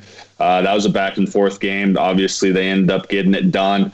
But I think they're playing, better ball right now than they have all year. So I do like that pick a lot. Haven't heard much about South Carolina. Obviously, their record's not great, so I'd feel pretty confident in that. Also on here, LSU at Alabama. Alabama, an 8.5-point favorite. LSU played really, really well against Texas Tech. Could have won the ball game. Outside of that, LSU got drubbed against Kentucky. They got beat by Alabama at home, 105-75. Alabama's coming off of a loss to Oklahoma prior to winning a bunch straight. I think it's a tough one for me. Alabama minus 8.5. I don't know if it's a lock. LSU's still 6-3 in SEC play right now. However, they come off that loss against Texas Tech. You're probably pretty depleted going on the road. Alabama looking for a bounce-back game to stay undefeated in SEC play. I like an Alabama money line. While it won't pay out that much, throw it into a parlay. Alabama straight up tonight against LSU. I think it's a safe pick. Yeah, I think this is a toss-up. If it's anything like football, I'm guessing these two schools don't like each other at all. I know Alabama can absolutely shoot the crap out of the ball behind the three-point line. That's something that I do know about them. Haven't watched them too much, but I think if I had to pick, I'd go minus 8.5. I think it'll be a pretty good game, though. I tell you what, though, you love these parlays, man. Go big or go home, right? Big parlay guy. I'm a big parlay guy. Here's the deal with the parlay. You can bet a straight in Monopoly money, and you pay $22 of Monopoly money, and your payout is $20 in Monopoly money, right? But in a parlay, if I'm very confident, the way that I do this, if I'm very confident in 2 things. So like tonight, I'd be very confident in Florida minus 8.5 at home. I would also be very confident at Houston minus 16.5 on the road. What I would do, Jordan, is I'd put both of those into a parlay together, hoping they'd hit, and then I would find a money line where it's maybe one team, a plus 350 money line, and I'm confident the team's going to win at home. Typically, if those 2 hit, you add that third in there in the parlay. When it's a 3-team, obviously it's exponential, the amount of money, Monopoly money you can win. And that's kind of been my strategy, which has worked. I'm 40-21 right now in picks. And then last Saturday was a $334 Monopoly money payout in one day because of parlays that were well put together that hit, but also because I went 14-1 on picks on Saturday, which is just unbelievable and will never happen again. But then there are nights like last night where you got to pick yourself up off the floor, dust it off, and go back out there firing. Hey, well, if you're making money, man, or monopoly money, excuse me, then I'm not going to stop you. I mean, stick to what you're doing. If it's working, if it ain't broke, don't fix it, you know? Well, it's broke 2 out of 3 nights, I have learned. 2 out of 3 nights it is very broke. But I'm not going to fix it because that third night when it hits, you're losing. Say you bet $80 a night. 4 parlays, $20 each. Each parlay is going to pay out $125-ish in Monopoly money, probably on average. Some will go up as high as $180. Others will go as low as $60. But in that scenario, if you lose 2 out of 3 days, but you win that third day, in the end, you're probably going to end up profiting $150 Monopoly dollars over the course of 3 days, meaning by the time you're a weekend, you're probably ahead $350, $400 Monopoly dollars, which is the way that I look at that, and I think I'm confident in that strategy. That was a lot, man. We should host. We should host a Monopoly Money show, Armstrong. Yeah, hey, I'm on board, man. It sounds like it's working. At least you're covering, yourself on the back end. So Bingo. No argument here. I like Virginia Tech, number 16. Virginia Tech is on the road against Pittsburgh. They're -4. Pittsburgh has lost 3 straight to Notre Dame, 84-58 at home, to UNC, 75-65 at home, and at Wake Forest. That is bad. That is bad. Virginia Tech beat Virginia by 14 at home. They won at Notre Dame by 11. They've won 4 out of their last 5. I think Virginia Tech may be the hottest team in the ACC right now. Give me VTech by 4 on the road tonight at Pittsburgh. Yeah, I know both of those teams are old Big East rivals, I believe.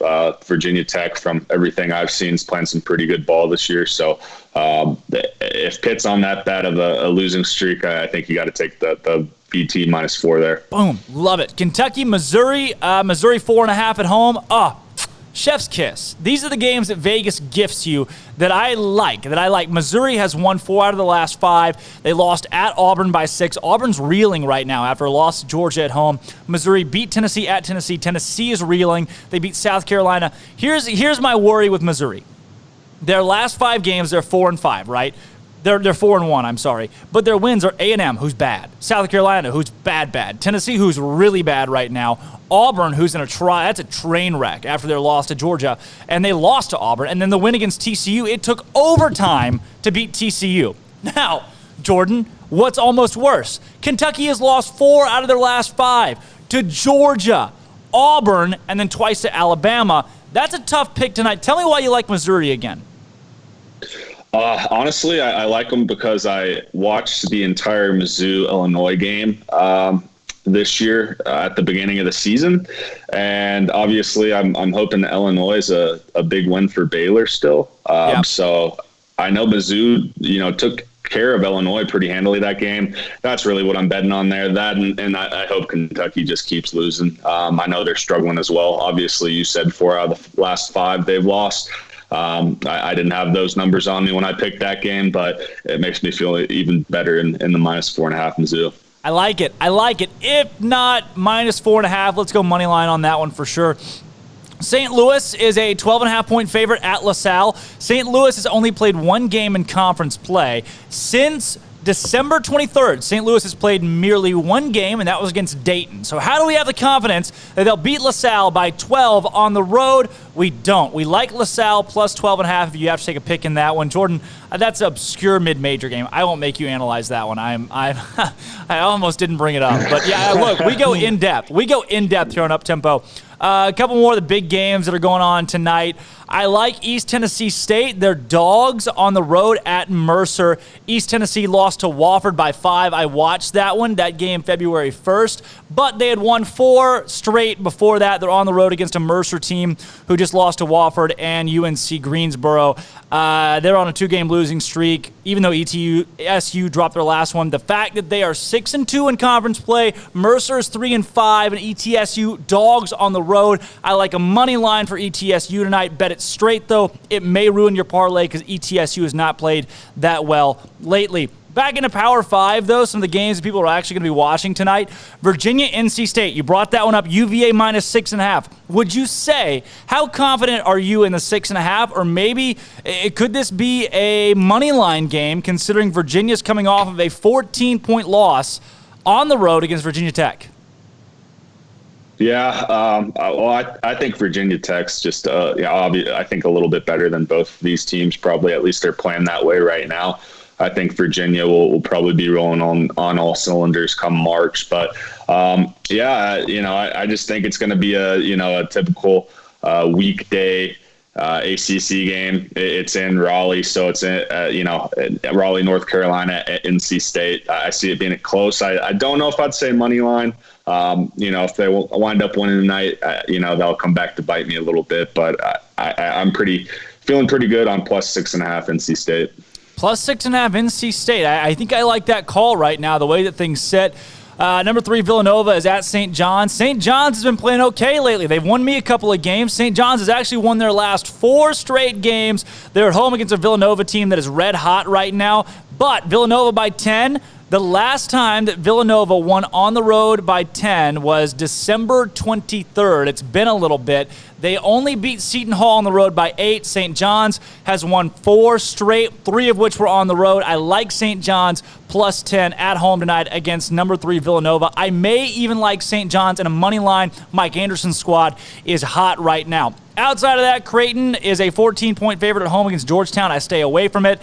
And then last but not least on here that I really want to delve into, Oklahoma State at TCU. OSU, they're 4.5-point favorites. They just got done with a win at home against Arkansas by 4. At Iowa State by 21. A loss to Baylor because everybody's been doing that. They beat Kansas and they beat Kansas State. TCU has lost a whole lot of games in a row, but they played really, really well at Missouri. What do you see in Oklahoma State TCU? I don't think I can pick TCU in that one. Just the Baylor in me. It's tough to do it just off the just straight up. But I'm going to go Oklahoma State minus 4.5 on this one. I look at that TCU Mizzou game. They did play well. I think they should have won the game, honestly. I know it went to overtime late. Mizzou player hit a clutch shot. I'm not looking at that as anything other than maybe Mizzou played a little bit bad and TCU had a good day. So I like Cade Cunningham a lot. That Oklahoma State team, I know the score against Baylor was a little bit lopsided at the end, but I see that as a team that actually gives Baylor, a decent amount of fit. They're pretty long. They've got good length, good athleticism. So I'm going to take Oklahoma State minus 4.5. I like it. All right, we'll go right back through those picks that we like today. James Madison minus 9.5. Houston minus 16.5. UMass minus 13 at home against Fordham. Florida minus 8.5. Alabama minus 8.5 right now. Virginia Tech minus 4 at Pittsburgh. We're liking the favorites today. Missouri minus 4.5 is going to be a solid one. Outside of that, what else do we break down here? East Tennessee State minus 2. Oh, East Tennessee State on a money line plus 2.5. Then there is, what else do we have in here? One sec. Villanova, St. John's plus 10 at home against Villanova. Virginia, we're going to go plus 6.5. NC State against Virginia at home. Then give me Oklahoma State minus 4.5 at TCU. That's the SicEm Pick'em today. All right, Jordan. One thing we didn't have time for in the first segment today was the green and blank game. And usually we have flipping Zach in here, Armstrong, but Zach is nowhere to be found. We're missing our intern Zach for forever. Zach moved on to work for Baylor as an assistant offensive line coach, strength and conditioning coach, something. I don't know, Jordan. Zach was an intern for a while. He was an enigma in every sense of the word, and now he's no longer with us. He's working for Baylor. Not really sure what went down there. But what we'll do is we'll play the green and blank game coming up after a break, and how we'll do it is... Armstrong, how do we explain the green and blank game? Sorry, you just took a big old nasty bite, didn't you? Well, it's very difficult to explain. Not really.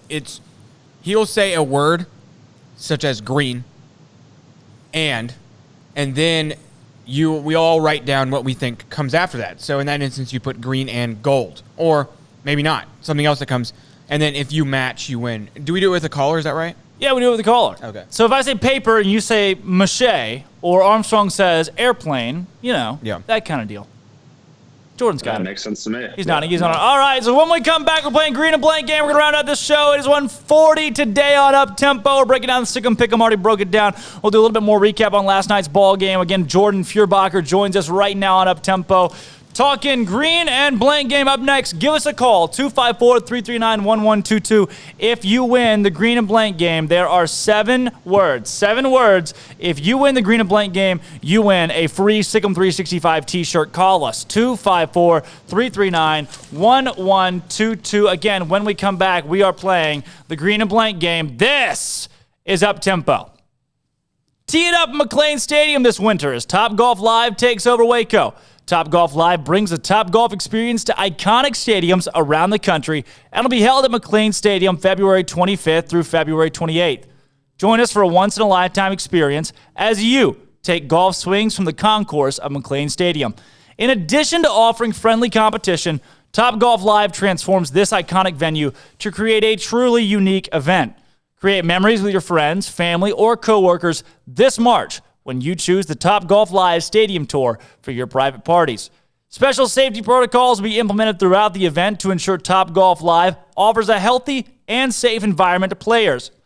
Topgolf Live tickets are on sale now at www.topgolflive.com. Again, www.topgolflive.com. Book your tee times today as tickets are limited for this once-in-a-lifetime in-stadium golf experience. Premium packages are available as well. For more information or premium packages, or to purchase your tickets today, visit www.topgolflive.com or call 214-501-1320, 214-501-1320. With so many companies and policies out there, it gets so confusing shopping for insurance, and I never know if I'm getting the policy that's right for me. Luckily, I met the team at the Niche Group Insurance Agency. With the Niche Group, you can go to one company and get access to coverage options from many insurance carriers, and you get to speak to a real person about your specific coverage needs. With the Niche Group, I know I'm getting the right coverage at the right price. If you need insurance, talk to the experts at the Niche Group at 1-800-258-8302. Southwest Sports Medicine and Orthopedics, the team physician of Baylor Athletics. Our doctors specialize in the diagnosis and treatment of any and all sports-related injuries. Celebrating over a decade of service in Central Texas, our doctors are equipped to handle a wide range of issues, whether it's your foot or ankle, orthopedic spine care, your hand or wrist, knee and shoulder pain, or if you're in need of our arthritis or total joint clinic. Come see us at the new Baylor Scott and White Ted and Sue Getterman Sports and Orthopedic Center. Trusted doctors at Baylor Trust, Southwest Sports Medicine and Orthopedics. Our goal is to get you back in the game. Hey, this is Bryce Petty, former starting quarterback and 2-time Big 12 champion, and I know firsthand the importance of being in top shape both on and off the field. So listen up, men. If you're feeling beat down day in and day out and looking for that high-performance edge that separates the men from the boys, then look no further than the Petty Clinic Low T in Waco. Petty Clinic is a comprehensive men's healthcare clinic with an atmosphere catering to men. Board-certified Dr. Kent Petty has a special interest in offering the highest quality medical care to men of all ages. Some of the services offered include screening and treatment for low testosterone or thyroid, infertility, high blood pressure, diabetes, high cholesterol, sleep apnea, while offering comprehensive wellness exams and complete men's health lab panels. High performance men, remember, it's not just a Petty thing. This is Bryce Petty, encouraging you to reach out and Google search Petty Clinic Low T or go to pettycliniclowt.com and get your complimentary lab screening today.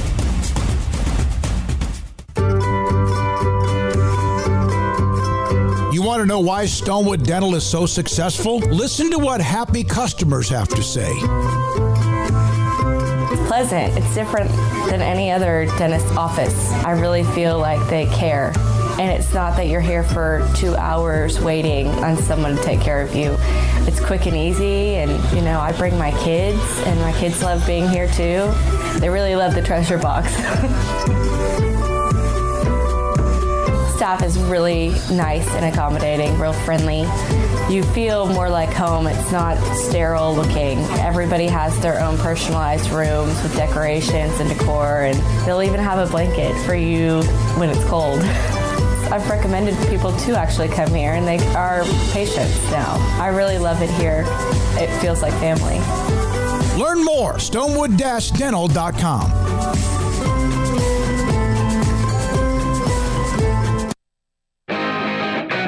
Welcome back to Up Tempo on SicEm365 Radio. Here's Drake Toll. Welcome back at the Petty Clinic Low T Bears Den. How about it? 1:45 today on Up Tempo, rounding things out with Jordan Feuerbacher. Armstrong, I have learned that when the music starts playing for our intros and we come back and I don't ring the bell, it's like, you ever see the Office where Mint Dwight, where like he rings the bell and Dwight, he needs a mint? I find that when we play the intro and I don't ring the bell, I can still hear the bell. Yeah. Maybe you don't agree. I agree that it's now essential to coming back from a break. It is essential to ring the bell. It triggers, okay, we're back. The bell seldom is ever used aside from intros. Jordan Feuerbacher joining us. Jordan, you're going to be the lab rat for this game today. You have to match with our... Do we have any music for this? Yeah. We only have two stock songs that we rotate. Because there are no good game show songs that are not copyrighted out there. This is so good. Yeah, right there. Just like that. What? Yeah. Oh, yeah. All right, Jordan. Word number one. Which is not a word association game. Like if I said like black, you wouldn't say white. You would say panther, you know? So like it's not an opposite or a word association. It's just hey, let's connect the word. It's a connect the word. It's green and gold. So the first word, and Jordan, we're going to give you 5 or 7 seconds or whatever. We're going to give you something. Whatever the first word that comes to your head for Bumble. First word, Bumble. B. I also said B. Armstrong? I also said B. Hey! I want to know what other options are out there. Yeah. The Bumble app? Bumble my... Reach. That's a reach. Bumble my ego? There's that That's a reach. Chick is the second word. Flick. Chick flick. I said Chick Hicks from Cars.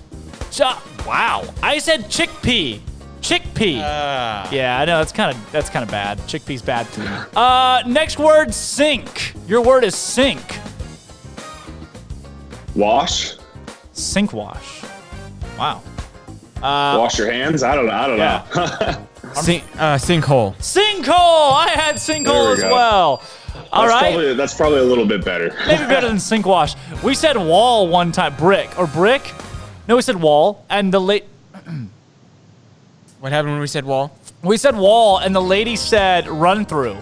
And I was like, wall run through? And she's like, wall run through. Yeah, I get it, because you run through the wall. And I was like, it's a stretch. It's a stretch.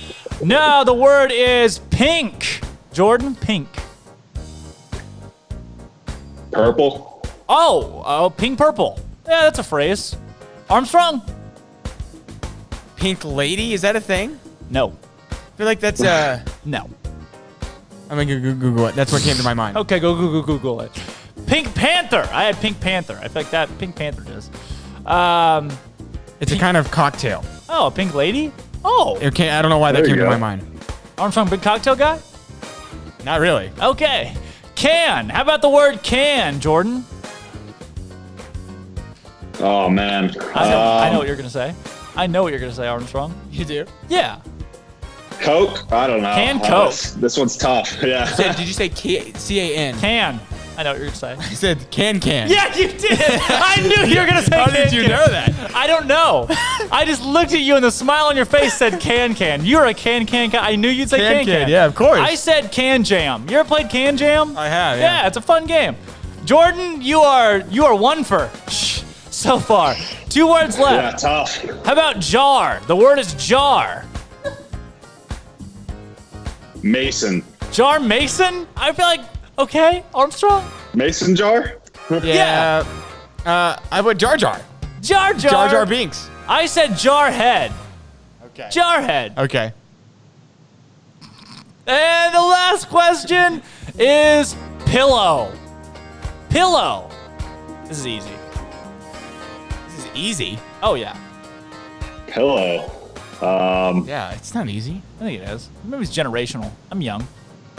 There are two sleep. options. Pillow sleep. I don't know. That's what I Pillow think sleep. of when I think of pillow.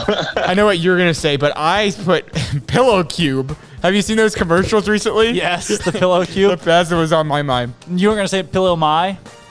Pillow My, no, because that That's comes the joke. before. I know, that's the joke. What was I going to say? I thought you were going to say like Pillow Pet. I was going to say Pillow Pet. Yeah, Pillow Pet. That's what I thought. Pillow Talking was in there too. Pillow Talking. Pillow Talk. Pillow Talk. Pillow Talk. Could work. I would give you the point if you said Pillow Talk compared to Pillow Talking. Yeah. But none of us said that. All right. That was the green and blank game. Jordan, you got 1 out of 7. Yeah. That is tough. That was not good. It's a tough I think game. I get it now. You're more making a play on words, I guess. I was just thinking of whatever reminded me of the word you said. So maybe I'll be a little bit better next time. True. It's not necessarily a word association game. It's just like finish the phrase. That's probably the better way to put it. Finish the phrase is probably Finish the good. phrase. Because if I said like can, so the word can, I could say dull stick. And that would be funny. No one else would get it. Like you're trying to guess other people, but can dull stick. We got a call on the Impact Health Labs caller line. T-Rex, you're on with myself, Jordan Furbacher, and Armstrong Sims. What's today? Today Wednesday, my dudes? I think it's Wednesday, my dudes. Today's Wednesday. I'm wondering, we haven't heard from our old friend in a while. You know what I'm talking about? YouTube Mike. Hold on. Jordan, can you hear Has him? he called in lately? No, not at all. Okay. I was about to say. YouTube Mike has not called in lately. I wonder where he's at. Like, is he busy dropping off all his T-shirts at Goodwill? Yikes. Or, I mean, the ones he bought at the guy Walmart? was really big on his Longhorns. I want to know where he's at. Like, Jordan, was he in Austin to watch that massacre last night? Jordan can't hear him. Jordan, Maybe he was T-Rex is, I don't know. T-Rex is calling in to give UT Mike flack because UT Mike obviously is a UT fan and his team lost last night. T-Rex, we forgot that Jordan can't hear you, but Jordan is signing, "Hello T-Rex, I love you and miss you." It's very, very impressed that Jordan knows sign language. Hey, you know what? He's a man of many trades. He's a master of none. A master of many as well. Thank you for saying that. Oh, wow, T-Rex. T-Rex, I had no idea you had that love and affinity for Jordan Furbacher. Jordan, if only you could hear what he's saying right now. That is impressive. That brings a tear to my eye. T-Rex, please. That's wow. This guy, I didn't know you had a heart like that, Yeah. T-Rex. Armstrong's crying. I just love the fact that we took T-Rex's call to figure out if Jordan could hear him on the air. T-Rex, UT Mike is nowhere to be found today. Are you surprised? No, of course I'm not surprised. I'm not He's either. a T-shirt fan. Boom, from Walmart. Which I shop at Walmart. I have some nice stuff from Walmart. But UT stuff, not a thing.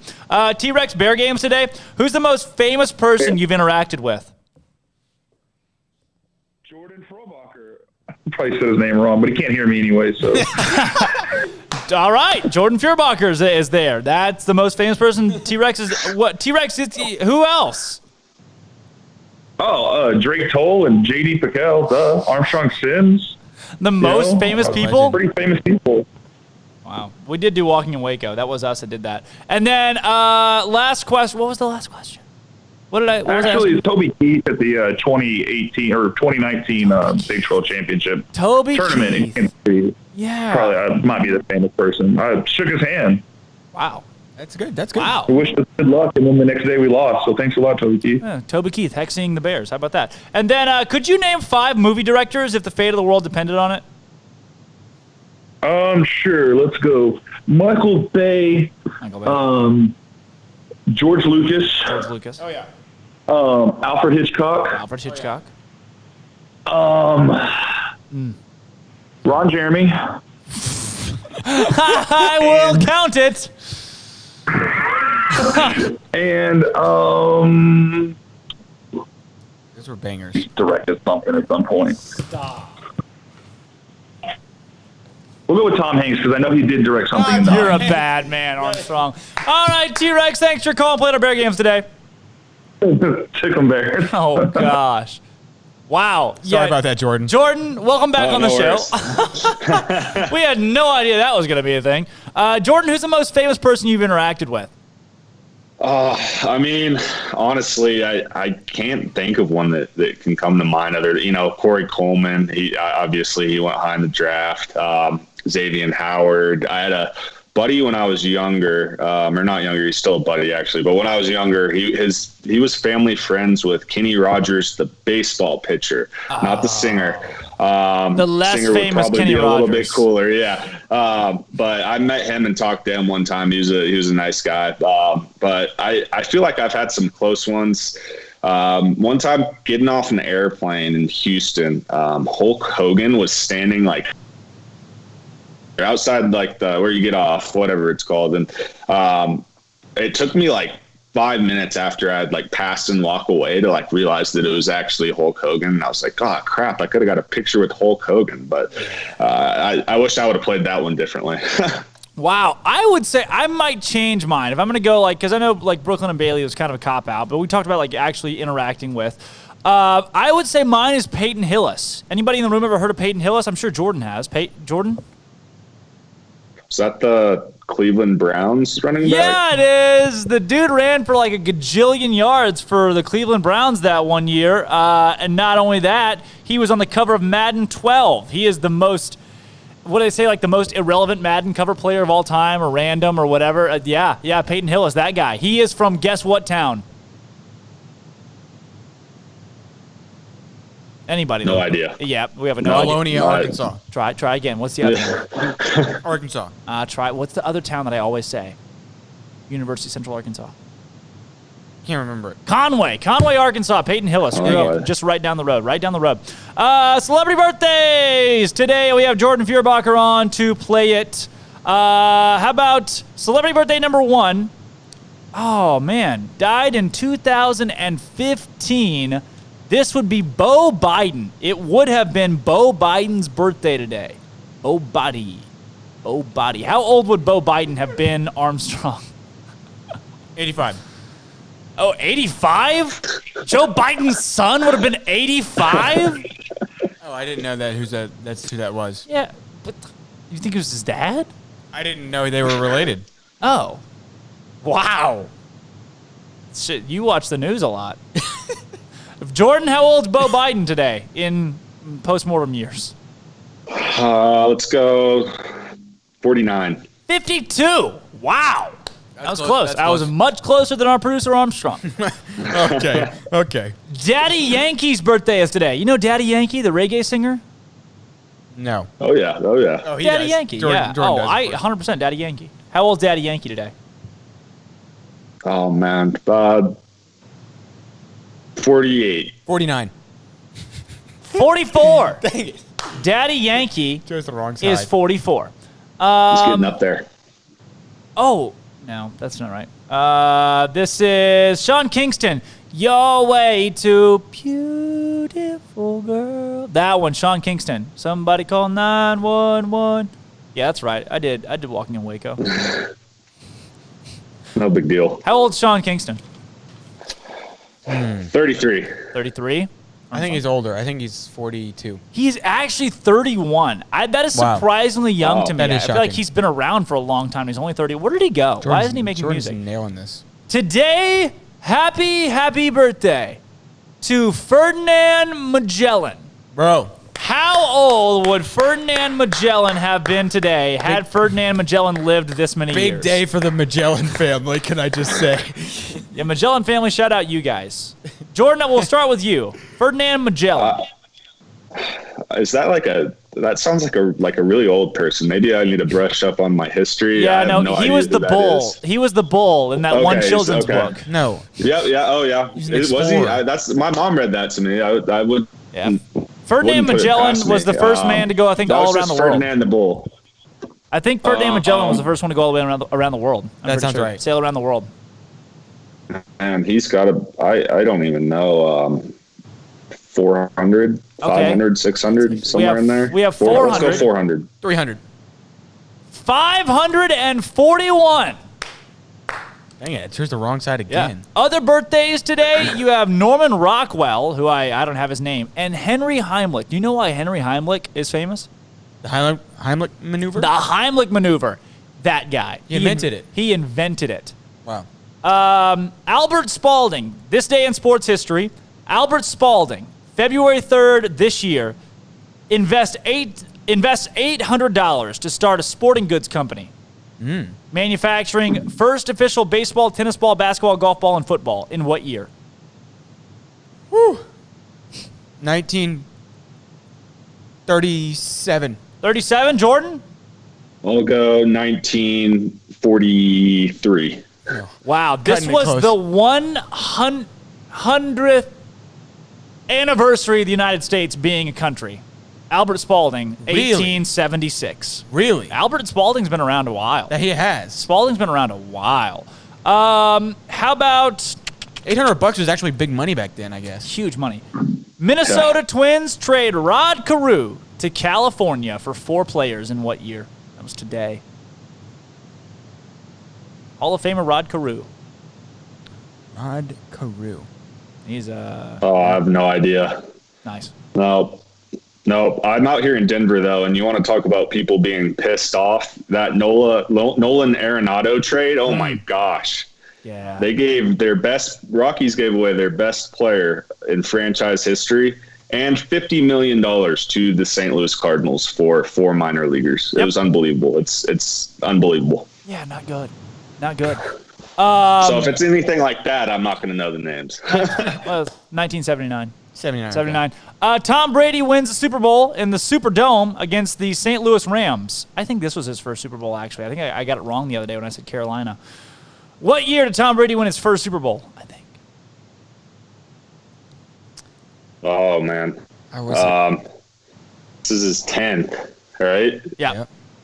So was it 2004? It is. I'm gonna say 2002. 2002. And then last but not nice. least, Super Bowl between the Patriots and the Rams. 2002? No, the other one. That was 2018, I think. You literally, 2018. I was saying. 2019. All right. 2019. I'm Drake Toll. Jordan Feuerbacher joined us today to co-host for the 1 o'clock hour. Armstrong Sims is our producer. We're breaking down all the things across Baylor on Up-Tempo. We're doing it again tomorrow with women's basketball in action at home. Again, I'm Drake Toll, Armstrong Sims, Jordan Feuerbacher. Come back and see us tomorrow at 11 a.m. sharp. This has been Up-Tempo.